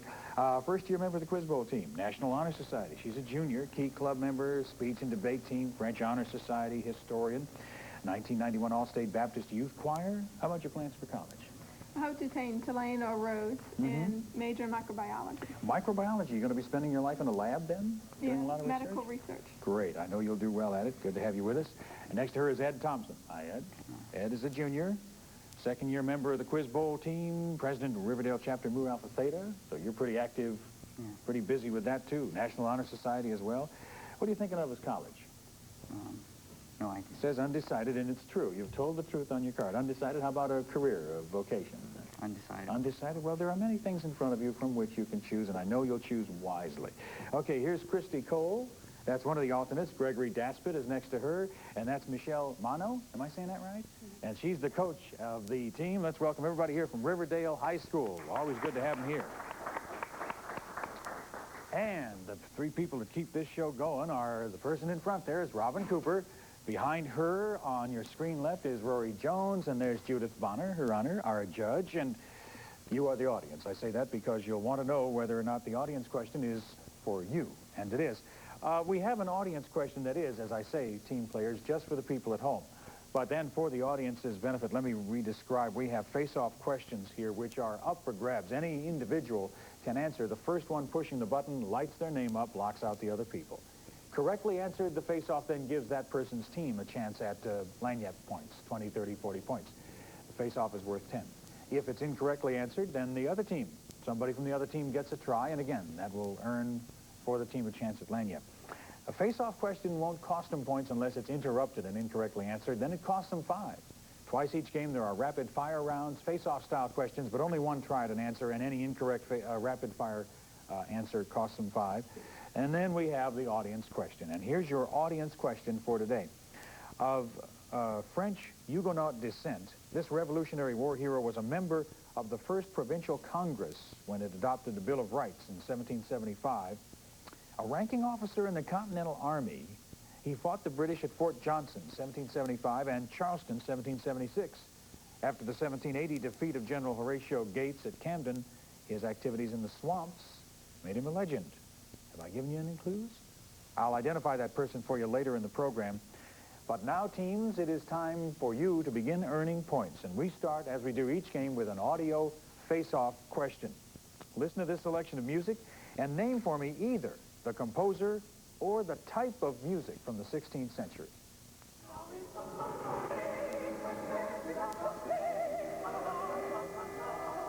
Hear it?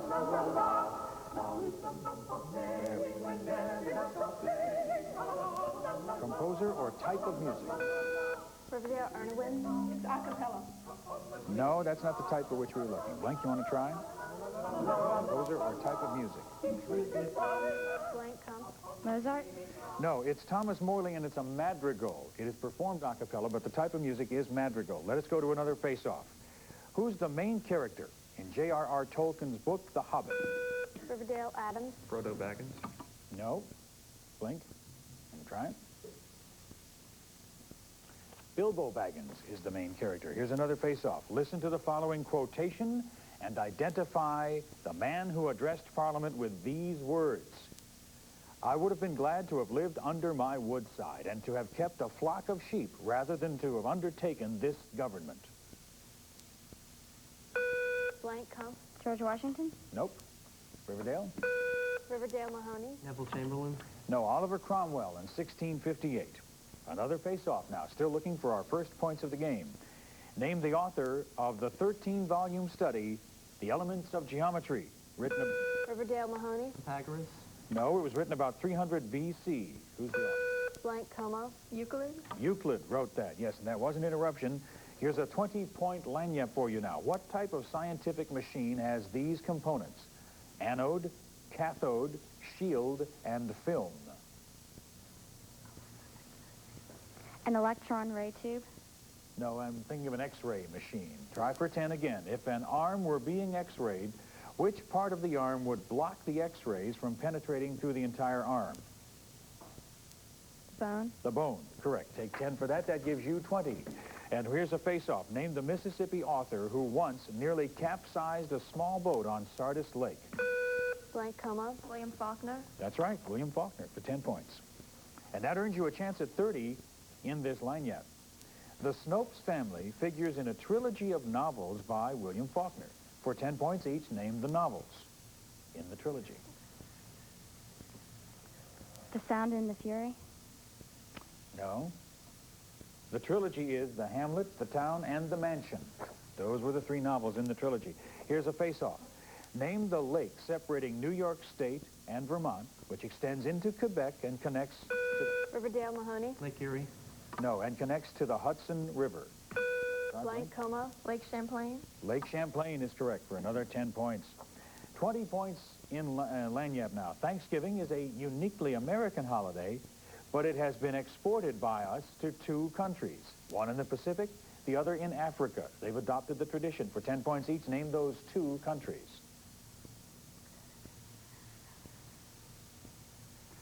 Each country worth 10. They confer on lanyard, and then the captain answers. Japan? No, try one more. Try another country. Go ahead, Lauren. South Africa? No, Liberia is the African country, and the Philippines is the Pacific country. That's the signal to go to our first rapid-fire round of the game. Our point total, Riverdale is in a minus category because of a couple of incorrectly answered interrupted face-offs, but we're early in the game. Blenk with 40 points, so catching up is by all means in the question. The following rapid fire focuses on aspects of products advertised in the press and the electric media. For example, if I said the name Nissan and asked what country, you might say Japan. These are all things you might know from commonly seen advertisements. The interjection, "Oh, what a feeling," suggests which car? Riverdale, Mahoney. That's correct. Napoleon on a rearing horse is identified with a cognac. At Volkswagen, there was a beetle and then a rabbit, and now the... Blank, comma. A bug? No, golf. We were looking for the actual name of the car model. With which fruit does one associate a Macintosh computer? Riverdale, Mahoney. Apple. That's right. One associates breakfast with this New York jewelry store. Blank, Spear. Tiffany's. That's right. This car reminds us of the shape of things to come. Riverdale, Mahoney. Previa, Toyota Previa. No, Audi is the car. The Burberry look involves trench coats distinguished by this pattern. That's a plaid. Royalty? Yes, Royal Viking. Advertises not a prince, but what?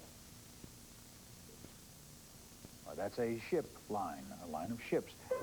That's the end of the rapid fire. That was a tough one, wasn't it? I thought maybe you'd identify some of those, but that's the first rapid fire round. Many, many more questions and points yet to be dealt with. So Rory Jones totals up the points. Riverdale in the positive category with 5, just 40 points behind Blenk with 45.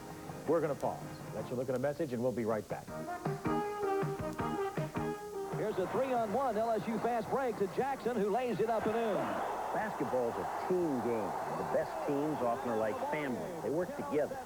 Well, that's what the people at Father Flanagan's Boys Town try to do for their kids, give them families. They believe that kids do better in a family. It's really wonderful. This is one of 3 homes Boys Town opened recently right here in New Orleans. If you'd like more information on Boys Town, call 1-800-545-7889. At first blush, child care may seem like mere child's play. But parents don't think so. They want professionally trained leaders and thoughtful programs that nurture a child's growth. That's why parents love YMCA Child Care. But how do we know the kids love the Y? Because it's written all over their faces. Call your local Y.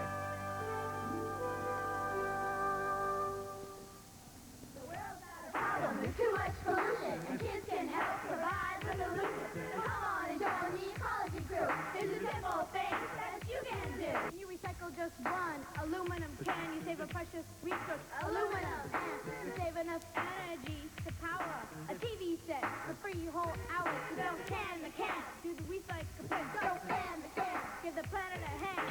Come on and join the ecology crew. It's good for the earth and good for me too. Our score stands at Archbishop Blenk 45, Riverdale 5. Each of these teams made it to round 2 last year. Unfortunately, only one can duplicate that feat this year as we move toward a championship which will be worth $25,000 in scholarship money left behind at the school of the winning team. Of course, the runner-up team then will get $12,500 to their school in scholarship money. Let's continue with the points, people. This is the face-off.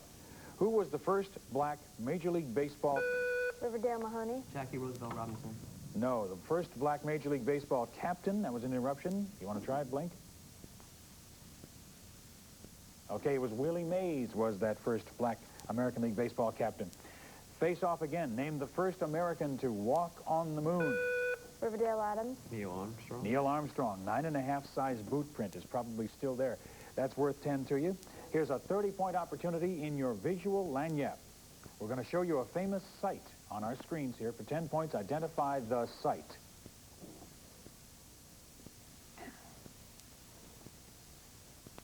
The ruins of Machu Picchu. That's correct. For another chance at 10, in which mountain range is Machu Picchu? Andes. That's correct for the other 10. Now that brings you up to 30 to Blenk's 45. Here's a face-off. In Spain, there is a dignified dance calling for a rigid body and short stomp-like foot movements. What's its... Blank, comma. Tango. No, what's its name, Riverdale? Riverdale, Adams. Merengue. No, flamenco is its name. Here's another face-off. This mild-mannered movie actor began his career in westerns as a cowboy extra and went on to win Academy Awards for performances in Sergeant York High. Riverdale Mahoney. Wayne. No, also High Noon. Name him for 10 points. Blenk. Blank Como. Gary Cooper. Gary Cooper, that's right, for 10 points. Here's another lanyap, this one again worth 30. Macho is a word very much in use these days, and Hollywood has consistently given the American public films in which there are macho actors in the lead role. So I'm going to name the film, you name the macho actor who was in the lead role, each worth 10 points. First, Firefox. Name the macho guy. They confer. Robert Redford. No, Clint Eastwood. How about Blade Runner? Who was the macho guy? Try it, Lauren? No answer. Harrison Ford was the macho guy. Who was the macho guy in Author? Dudley Moore. No, Al Pacino. Oh. That leaves you with 50 to Riverdale's 25. Here's a... No, hold on to the face-off. Go to the next and last rapid-fire round of this game. In this one, we focus on generals, admirals, and marshals throughout history. Here we go. This Civil War general was from St. Bernard Parish. Blank Como. Lee. No, Beauregard. A Carthaginian general. He crossed the Alps with elephants. Blank Como. Hannibal. Hannibal. We don't know what the offspring turned out to be. The last of the 5-star generals of the Army from World War... Riverdale Adams. MacArthur. No, the last of the 5-star generals was Bradley from World War II. With streaming yellow hair, he fought and died... Riverdale Adams. Custer. Custer, that's right. This French general commanded Free French forces in World War II. Riverdale Adams. De Gaulle. De Gaulle is correct. This 5-star general became an American president during... Blank Como. Eisenhower. Eisenhower, that's right. This Confederate general was a cavalry commander near Vicksburg. Nathan Bedford Forrest. This Union general became president of the U.S. Riverdale Mahoney. Ulysses S. Grant. That's correct. Another Union general. He always seemed to wait too long. Riverdale Mahoney. McClellan. McClellan waited too long. He commanded the American Expeditionary... Riverdale Mahoney. John J. Pershing. Pershing is the correct answer. I would say it was during the beep. Judith, will we take Pershing as our last answer? We'll take it, so that's worth another 10 to you. Oh, we're not through with the questions, no. We've just come to that part of the game where we like to pause because we want each team captain to tell us something about their school. It's something we do throughout these games. Lauren Kumpf is here to tell us about Archbishop Blenk High School. Born in Bavaria but migrated to New Orleans at a young age, James Hubert Blenk was ordained a priest of the Marist congregation at age 30.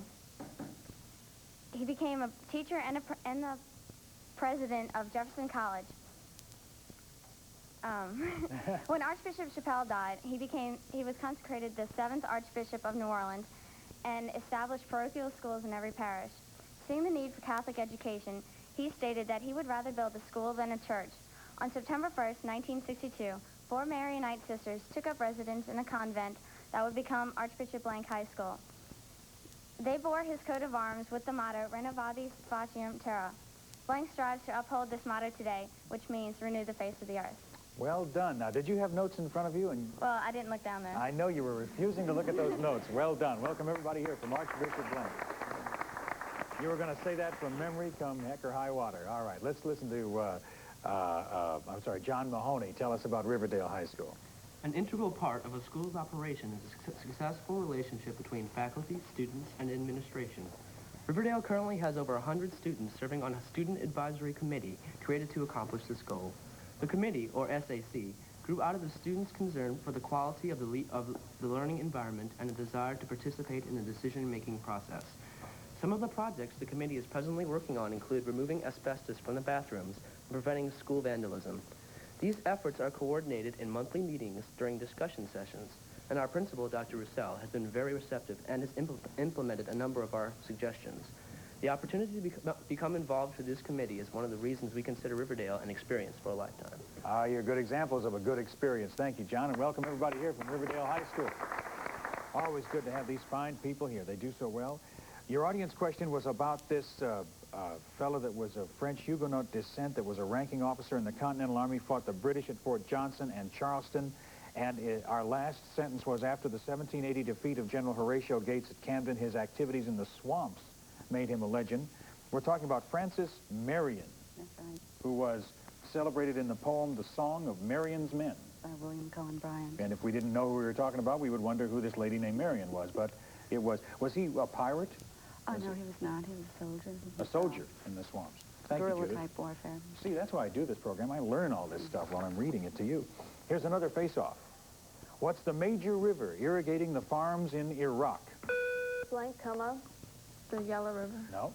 Riverdale gets a try. Riverdale, Adams. Euphrates. The Euphrates, as I would say it, but you are correct. That earns you 10. You have 80 now to 65. Here's a 20-point lanyard. Listen to this following sequence. Helmet, shoulder pads, spikes, jersey, face mask.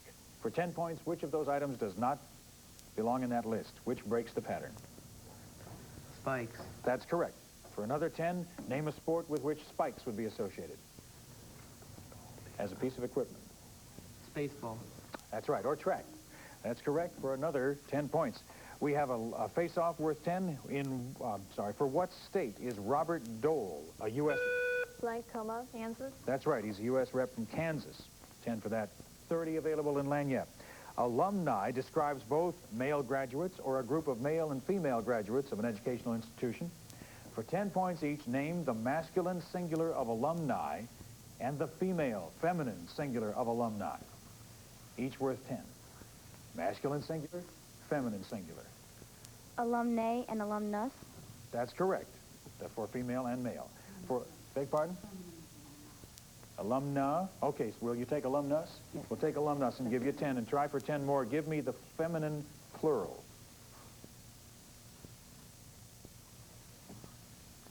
Try it, Lauren. Alumnus. No, alumnae is the feminine plural, as opposed to alumna for the feminine singular. Now, here's a face-off. What does the letter E stand for in the acronym OPEC? Riverdale, Mahoney. Exporting. That's correct. 10 points for exporting. Your lanyap is worth 20. For 5 points each, indicate the continents on which the following mountain ranges are located, beginning with the Appalachians. North America. Correct for 5. Caucasus. Asia. No, Europe. The Himalayas. Asia. Asia, correct for 5. The Andes. South America. Correct for another 5. Oh, we have a good one now. Riverdale 125, Blank 85. Face off. Who composed the opera entitled Rigoletto? Riverdale, Mahoney. Sorry, needed quickly. Want to try Blank? Blank, Como. Puccini. No, Giuseppe Verdi. Here's another face-off. In the mythology of ancient Egypt, who is the jackal-headed god who led the dead to judgment? Riverdale, Mahoney. Sorry, need it quickly. Blank gets a try. Blank, come. Amun-Re. No, Anubis is that god. Here's another face-off. Approximately how many gallons of blood are filtered through the kidneys of an adult each day? I'll give you 50 gallons, either side. Think of your kidney. Think of all of them. Blank, Como. 100. Nope. Riverdale gets a try.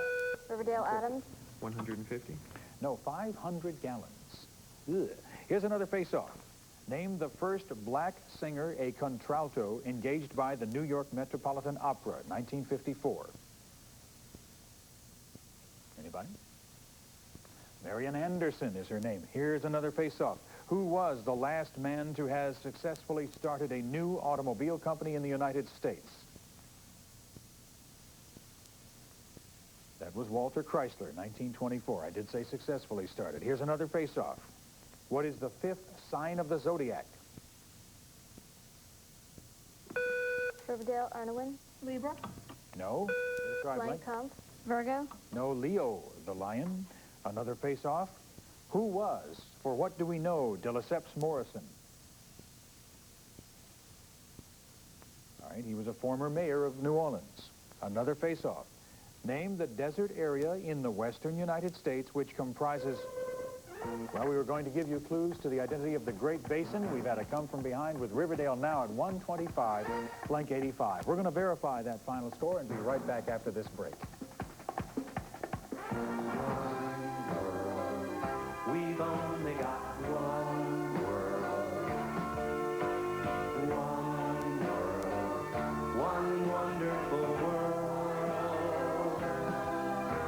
And if we wanted to stay looking wonderful in every way, then I recommend that we treat her like a friend. We gotta learn to treat our one world like a friend. Oh, yes, we do.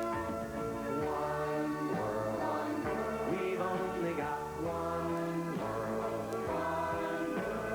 One world. One wonderful world.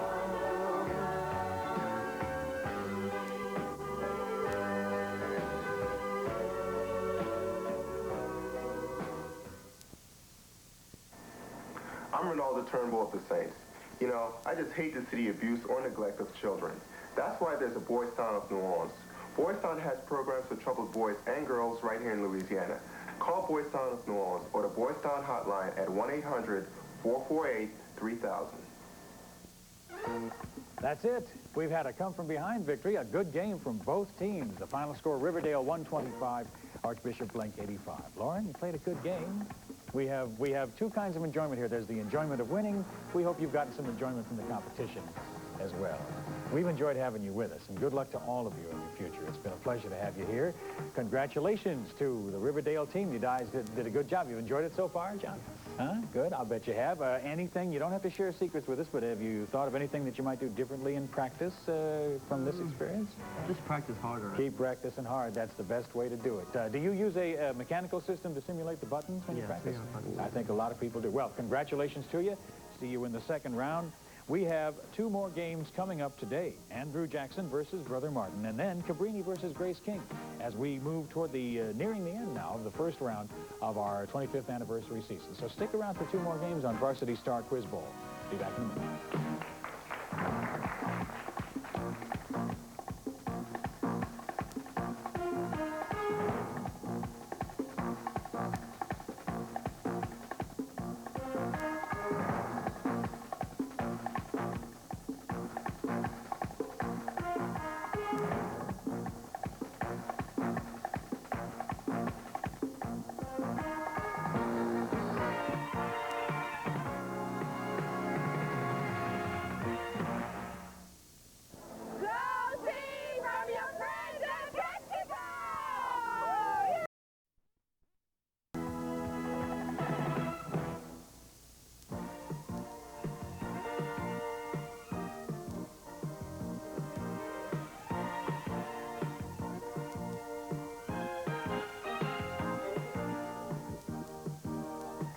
Hello again.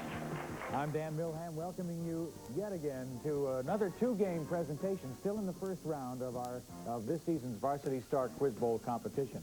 Today, games number 29 and 30, leaving two more games before we complete the first round competition. The two teams taking part in this game, the team from Ocean Springs High School, they made it to the second round last year. Their opponents, the team from Louise S. McGee School, and they made it to the second round last year as well. So we have a couple of teams.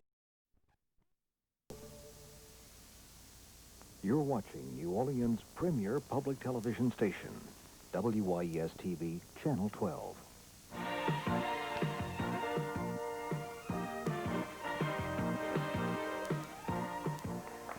All right, let's do another. Forford used to say, let's play two. Well, we do that most Saturdays, and this is no exception. I'm Dan Milham. Welcome back to Varsity Star Quiz Bowl. Still in round one, but we're getting close to the end. This is game 30. The two teams taking part in this game, the lovely, charming ladies from St. Mary's Dominican, and their opponents, the lovely, charming ladies from Archbishop Blenk High School. And, of course, the first order of business is to meet the individual members of each team. Let's start over here with Dominican. We'll meet Corinne Aoyagi. Hi. Hi. You're a junior, I see, having just asked you that before we began the program. What are you thinking of as a career, Corinne? I'd like to go into international relations, maybe become a diplomat. Aha! We've had several of our Varsity Star Quiz Bowl players think of the diplomatic corps. So you would think of being maybe an ambassador? Yes. Oh, it sounds like a fascinating profession. Now, where will you think you'll be going to school? I've been looking at a lot of colleges, and I like Brown and Dartmouth and Georgetown. And what kind of subjects will you try to study in preparation for a career in diplomacy? Most probably political science and history. Of course, a lot of history, I imagine. Good luck to you, Corinne. I'll bet you do well. Next to her, Cecilia. We had a Cicely in the last game. I'm sorry. We have a Cecilia Sang. How are you? Just fine. Good. A junior? Yes. What are you thinking of as a career? That's kind of undecided right now. Okay. Well, you're not a senior yet. You have another year before they really press you for an answer. What extracurricular things take up your time? You have hobbies? I read a lot. Yes. I play some piano also. Okay. Well, then one of those might turn into... It's just a hobby right now. It's a hobby. I'm glad to have you with us, Cecilia. Welcome. And here's Jennifer Gagnotti. Jennifer, now you're a senior. Yep. So I know you have a crystal clear vision of the future, right? Not yet. Okay, what are you thinking of as a career? I'm looking at journalism followed by law and possibly politics. Okay, and a school? I'm not decided yet. I'm looking at Boston University in Northwestern Chicago. All right, I'll bet you make a wise choice and do well. Jennifer, good to have you with us. Here's Abby Lorenz. Hi. Hi, Abby. I know, Dad. Larry's over there. He wonders if you're going to be an informed source. Isn't that clever? Yeah, I just thought that up on the way over here. You're a junior, huh? Right. What's your plan for the future? Probably, I'll probably go to Loyola or Marquette. Yeah. And I'd like to be a lawyer. Study English while I'm in college. And in the field of law, a specialty in mind? International law, maybe. That sounds interesting. Corporate law. It would be, yeah. Good to have you with us, Abby. Here's the alternate for the team from St. Mary's Dominican. That's Judy Kwan, and the coaches, Julie Christina and Yvonne Bergeron. Let's welcome the team from St. Mary's Dominican High School. All right, over here, Archbishop Blenk. Hi, Rebecca. This is Rebecca Beeler, who is a junior. And what are you thinking of as your future? Possibly go into law. Yeah? A specialty field? Corporate? Not right now. Yeah, you can work on that. You're a junior. How about a college or university? Maybe the University of Michigan. U of M. And go out to those Wolverine games. Gets awfully cold there in the wintertime. Be sure and buy some warm clothing if you end up there. Good to have you with us, Rebecca. Catherine Laborde is the captain. Hi, Catherine. Hello. And you are the captain and a senior. You, of course, are mature now, and you have your future clearly in mind, right? Basically. Okay, what is it? I hope to be a veterinarian. Great. Okay, where are you thinking of going to school? LSU. At LSU. They have a notable school of veterinary medicine there? All right. I would assume that you have made then a wise choice and will do well in your chosen field. Good to have you with us, Catherine. Here's Melissa Como. Hi, Melissa. Hi. As a senior, you too, of course, have pretty clear thoughts about your future, huh? What do you think? I'd like to be a CPA and attend Loyola or Tulane. Go to Loyola, then be a CPA, and then do the books for the big-time guy. Yes. Right? So you're the one that's really going to have your hands on the money. I understand. Good for you, Melissa. Good luck to you. Here's Lauren Kumpf. Hello. Lauren is a sophomore. You have plenty of time to think about a career, but you may have some thoughts already, huh? What are they? Mechanical engineering. Okay. Or law. Or law. Or possibly law specializing in lawsuits resulting from poor mechanical engineering. Possibly. There's real potential there. Where are you thinking of college? Duke University. Duke, all right. I'll bet you do well. Lauren, good to have you with us. We have a couple of alternates, Lauren McGee, and next to her is Lori Spear. Hi, ladies. And their coach is Drew Trosher. Good to have them all here from Archbishop Blenk High School. Good to have them back. All right, and here are the three people that keep the game going. Our recognizer and associate producer, Robin Cooper. Behind her, the scorekeeper, Carolyn Brown, and our judge, Tom Bonner, who is also responsible for all of these questions. It amazes me how he keeps coming up with all of these questions, but he does. And here's one for you, audience. Teams, this is not for you. This is for the people at home watching. For those millions out there in television land. I'll tell you the answer, of course, later on in the program. Name the official translator during the transition of the Louisiana Purchase. That may sound obscure, but he ultimately became governor of our state. He was one of our governors that was the official translator during the transition of the Louisiana Purchase. Now, here's one for the teams. An audio face-off. Listen to this selection. It's from a long popular jazz group named the leader of the trio.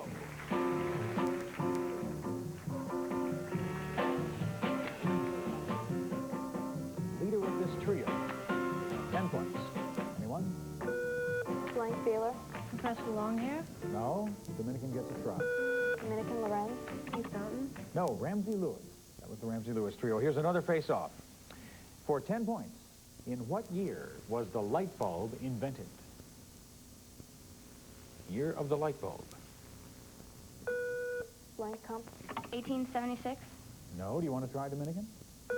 Dominican Ayangi. 1863. No, but both of you are close. 1879 is the correct year. Here's another face-off. After which river, or for which river, was India named? Blank, come on. Indus. The Indus River. That is correct. Now, a chance at 20 points in Lagniappe. The propulsion of objects like sailboats is mysterious enough, but it can be explained using two forces, the two prime forces propelling a sailboat worth 10 points each to you. Two things taking place that make that sailboat go forward. Wind and current. The wind on the sails is one. The other force is the pressure of the water against the keel of the boat. I'd give them 10 off of that, wouldn't you? Yeah, 10 out of a possible 20. Here's another face-off, everyone. In space lingo, what do the initials EVA represent? EVA. That's extravehicular activity. All right? Exciting and very amazing, is what I would say. Here's another face-off. A political and economic system existed in Europe from the 9th to about the 15th. Dominican thing. Feudal system? Feudalism is that of which I was about to give you the rest of the description. You got it. 10 points. 30 points available in this lanyap now. The Battle of Princeton took place on January 3rd, 1777. For 10 points, named the American commander at the Battle of Princeton. First 10 of a possible 30 here. Washington? George Washington, right. For another 10, which side won that battle? The British or the American? The British. No, the Americans won it. Another chance at 10. In which colony, now a state, was that battle fought? New Jersey. Battle of Princeton, now New Jersey. That's right. Here's another face-off. Teams, everyone plays. Newscasts are an important part of the television industry today. But in what year did television begin the daily broadcast of news? Blank report. 1936. No, only 5 minutes. Dominican Lorenz. 1958. No, 1948 was the correct answer. Another face-off. What is correctly considered the finest example of Moorish architecture in Spain? 10-point face-off. Anybody? Correct answer is the Alhambra. Another face-off. On June 6th, 1846, the Parliament of Great Britain replaced a set of laws. They repealed a set of laws that had fixed the price of a commodity. Name the set of laws. Dominican Ayagi. Townsend Acts. No. Archbishop Blenk gets a try if you want. I'm thinking of the Corn Laws. I'm thinking of them because they were written down in front of me. Here's another face-off. Name the former football player who wrestled Sirhan to the floor after he shot Robert Kennedy. Former football player. Wrestled Sirhan to the floor. Thinking of Rosie Greer. Another face-off. Most Americans think of Plymouth Rock as a large boulder on the coast of Massachusetts. It's traditionally regarded as the landing place of the Pilgrims. But what else is called Plymouth Rock? Something else. What is it? 10 points. I don't see it. All right. Blank Como. Mayflower. No. Dominican, what am I thinking of? Okay, it's actually an American breed of fowl. Well, now you know. See? Face-off question. What is the name of the plant from which linen is derived? Blank report. Flax. That's correct. Flax is yours for 10 points and a chance at 20 in this lanyard. Pretend you've just been through registration and gone to the bookstore for your textbooks, and you find that your chemistry book costs $19.99. A lab book costs $3.50. That's $3.50. Your history book is $11.99. Your mathematics workbooks are $8.99. And your literature book is $7.50. And your French book is $13. I'm already broke. What is the grand cost for 10 points? Total cost so far of your books, 10 points. What do you say, Catherine? You got it? Need an answer. Okay, give me what you got. What's your answer so far? $64.97. Okay, $64.97 is it. Although the price may have gone up by now. Tax comes to $5.85, and school fees come to another $25. How much are you spending now for a total? 10 points. Grand total. Think about allowing calculation. $95.82. $95.82 is the correct answer. All right. Now, there's the beeper to go on to our first rapid-fire round of the game. The pattern of this rapid-fire is famous people, and they are in alphabetical order, A to Z. And if by chance we need to begin again, we'll start again with A. The middle name of the author of The Raven. Blank, come on. Allen. That's right. The last name of a Union general occupying New Orleans. Blank, come. Butler. Butler's right. Last name of a French composer of the Romantic era. Dominican, Ayagi. Chopin. Chopin, correct. First name of a Kentucky frontiersman. Blank, come on. Davies. No, Daniel. First name of a zimbalist who starred in the FBI. Dominican, Lorenz. Ephraim. Ephraim is right. First name of the senior Sinatra. Dominican, Lorenz. Frank. That's right. Last name of a Union general at Appomattox. Dominican, Lorenz. Grant. That's right. The last name of an actor who played Ashley Wilkes in Gone with the Wind.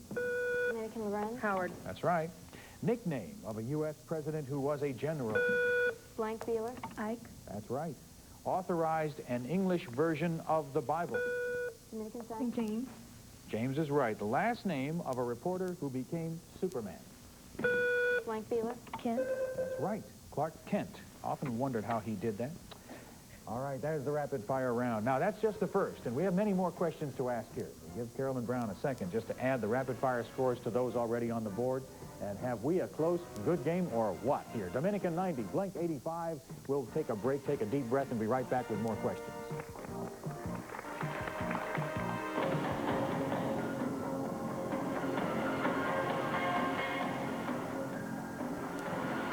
We love you, Blank Dogs, oh yes we do. We love our quiz bowl team, oh yes it's true. We hope you win in round 2. Oh, Blank Dogs, we love you. We do have, I think most of the schools have the buzzers to practice with because that's so important. Reflexes sometimes will make or break the team. And so we try to practice every morning before school, and we practice Monday after school. And once we got to practice with Shaw, another school, and they enjoyed that a lot.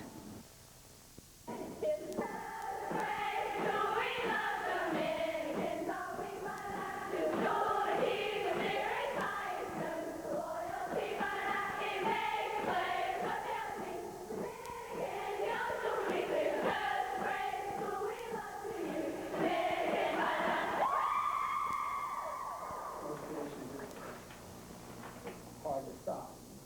Snowballing effect.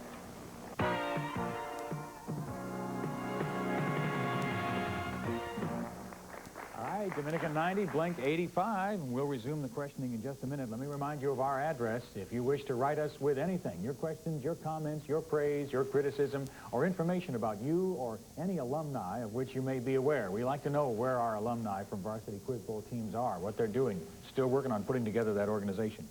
It's 916 Navarre Avenue, New Orleans 70124. We look forward to hearing from you. All right, teams, back to a face-off question. The colors white, blue, brown, and black, in this ascending order, describe degrees of proficiency in what sport? Blank, come on. Karate. Yes, that's one of 3 in which they are so used.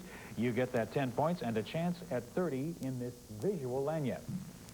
Look at the image on our screen and name the country once ruled by this man. The country ruled for 10. Russia. Russia is right, the Soviet Union. Now, for 10 points, one of the following is a contemporary of this man. Name him. Edgar Allan Poe, Queen Victoria, Franklin Roosevelt, or Roger Staubach.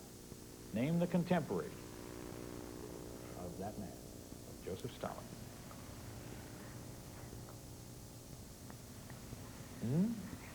Queen Elizabeth.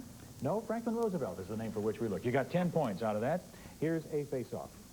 In general, what is considered to be the world's smallest bird? Blank, Laborde. Hummingbird. Hummingbird, right. 10 points. A lanyard now worth 30 points. For 10 points each, name the 2 countries whose armies met at the Elbe River on April 25, 1945. Each country's name worth 10 points. Met at the Elbe River. 10 points a country. All right, what do you think, Catherine? Germany and Russia.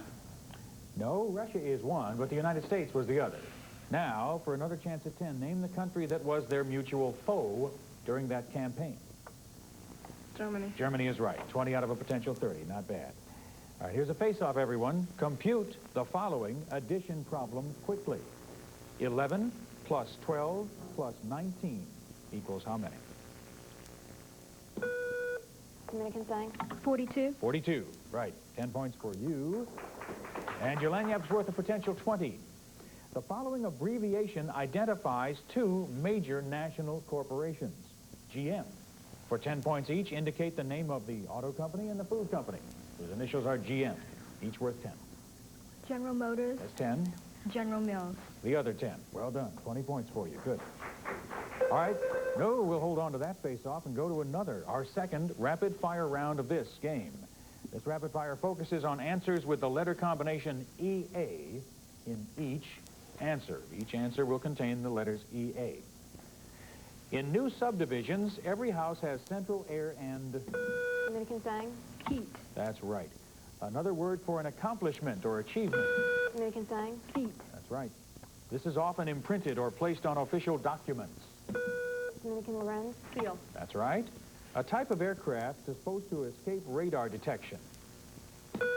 Dominican saying? Stealth. That's right. In some cities, policemen will walk their... Blank, come on. Feet. Feet is right. A county courthouse is usually built in a county... Blank feeler. Seat. Seat is right. A black novelist made this Memphis street famous. Blank feeler. Beale. Beale Street, that's right. The opposite of the most... Dominican Ayagi. Least. Least is correct. A ray of light through the... Blank, come on. Beam. Beam is correct. This is a standard package of 500 sheets of paper. Dominican Lorenz. Ream. That's right. A line of stitching on a garment. Blank feeler. Seam. All right, we'll take seam. That's correct. A good rapid-fire round by both teams before I even turn to see what score we have ended up with. In just a moment, we're going to hear the descriptions of these fine schools delivered by team captains. We still have an exciting game, Dominican 180, Blenk 185. We're going to pause long enough to hear about the schools, beginning with Dominican. Cecilia Tsang will tell us about her school. St. Mary's Dominican High School was founded 129 years ago by nuns who dedicated themselves to the pursuit of truth, which continues to be our motto today, Veritas. Dominican is a college preparatory Catholic girls' high school with an enrollment of approximately 950 students. Our school was recently honored by the United States Department of Education as a school of excellence. Dominican stresses more than just intellectual growth. It is a place where one can mature physically, emotionally, and spiritually. We want to congratulate our varsity volleyball team for capturing the city championship, and we are all proud to represent Dominican High School here today. We're glad to have you. You've much of which to be proud. Let's welcome again the team from St. Mary's Dominican.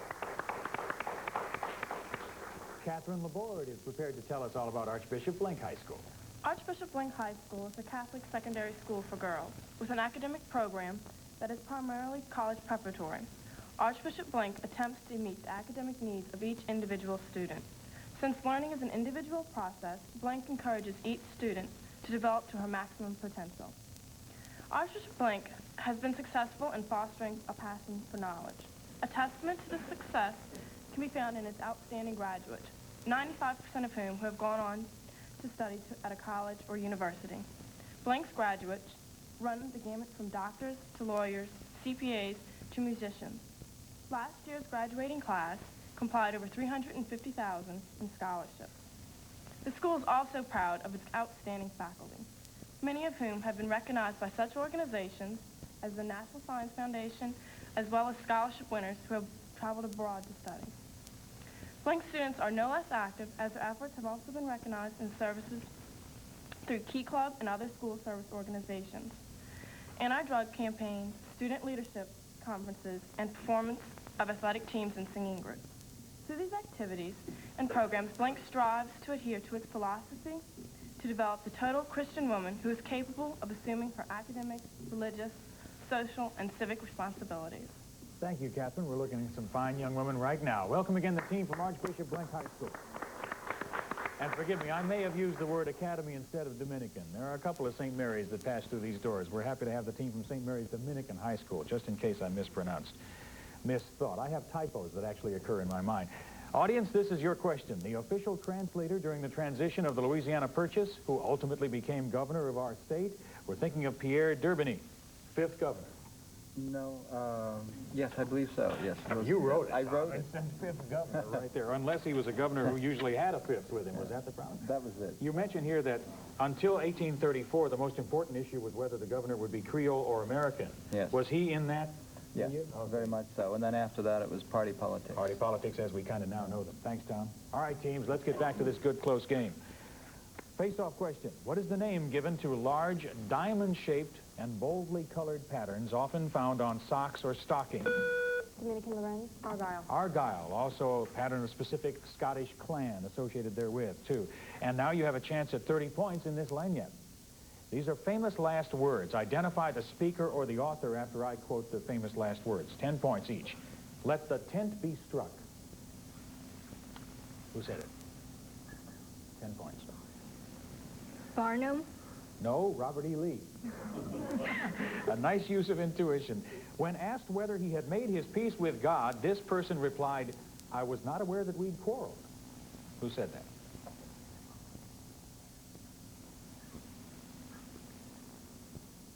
Napoleon. No, Henry David Thoreau said that. How about Qualis Artifex Pereo? What an artist dies with me. Who said that? Picasso. No, Nero. Picasso could have said it. Here's another face-off question. Rome was known for the roads it built to reach far-flung and distant parts of the empire. What's the name currently given to the Italian superhighway? Dominican Aliagi. The Appian Way. No. Archbishop Blenk, you get a try. All right, we're thinking of the Autostrada. Another face-off. Who was the author of The Fairy Queen? Face-off, author of Fairy Queen. Edmund Spenser, the correct answer. Face-off yet. Who is the artist of the painting Christina's World? Christina's World. Dominican Sang. Wyatt. Andrew Wyatt. Correct. Nice shot. And a 20-point lanyard comes your way. All right.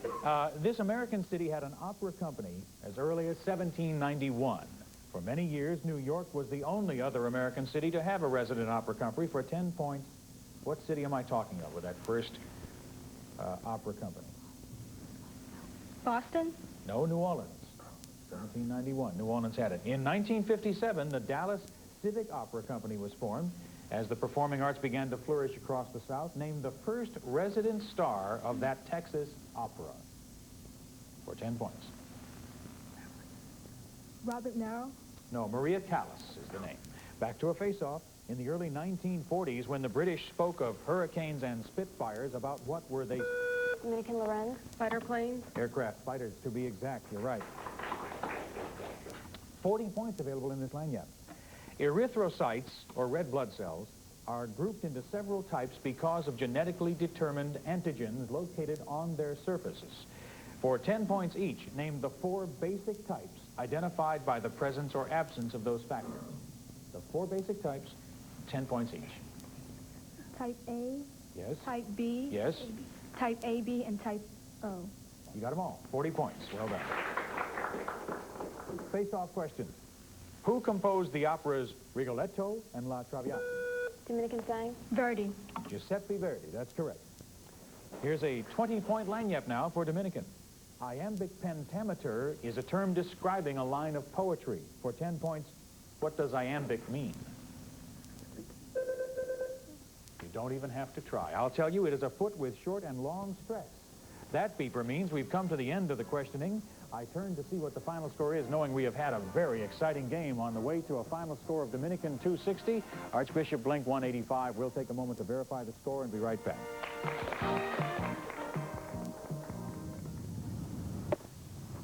Don't go away. The final score is coming up.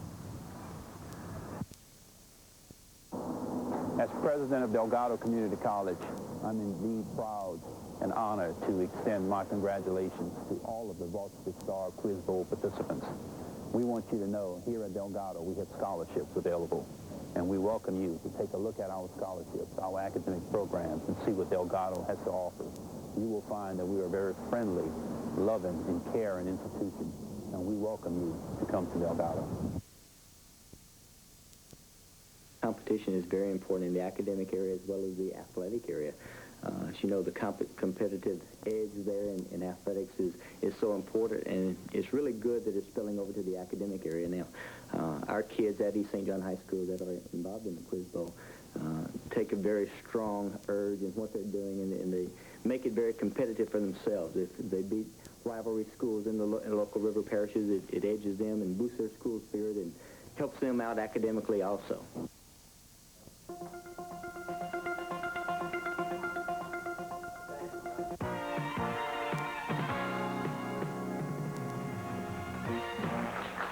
There you have it, a good game. Always like to have a good, exciting game with Dominican. A little surge of points there toward the end, 260. Archbishop Blenk, 185. Catherine Stills, a fine score. It's kind of too bad only one team can go forward after a good game like this. I hope you enjoyed it. We gave it a shot. You really did give it a good shot, and we hope you had fun, and we wish you all good luck. Look forward to your team's return in the future as well. All right, Cecilia, now you made it past the first round. That's a good score, by the way, 260 points, an impressive score. Anything different you're going to do to practice for round two? We're going to work on literature a little bit more. All right, then we look forward to your return, and congratulations on a fine performance in this first round. Next week, we're going to finally wrap up round one, games 31 and 32. St. Augustine versus Covington. That game will be followed by West Jefferson versus Riverside Academy. As we wrap up the first round, just the first round of this season's Varsity Star Quiz Bowl, I'm Dan Milham, hoping you'll join us then.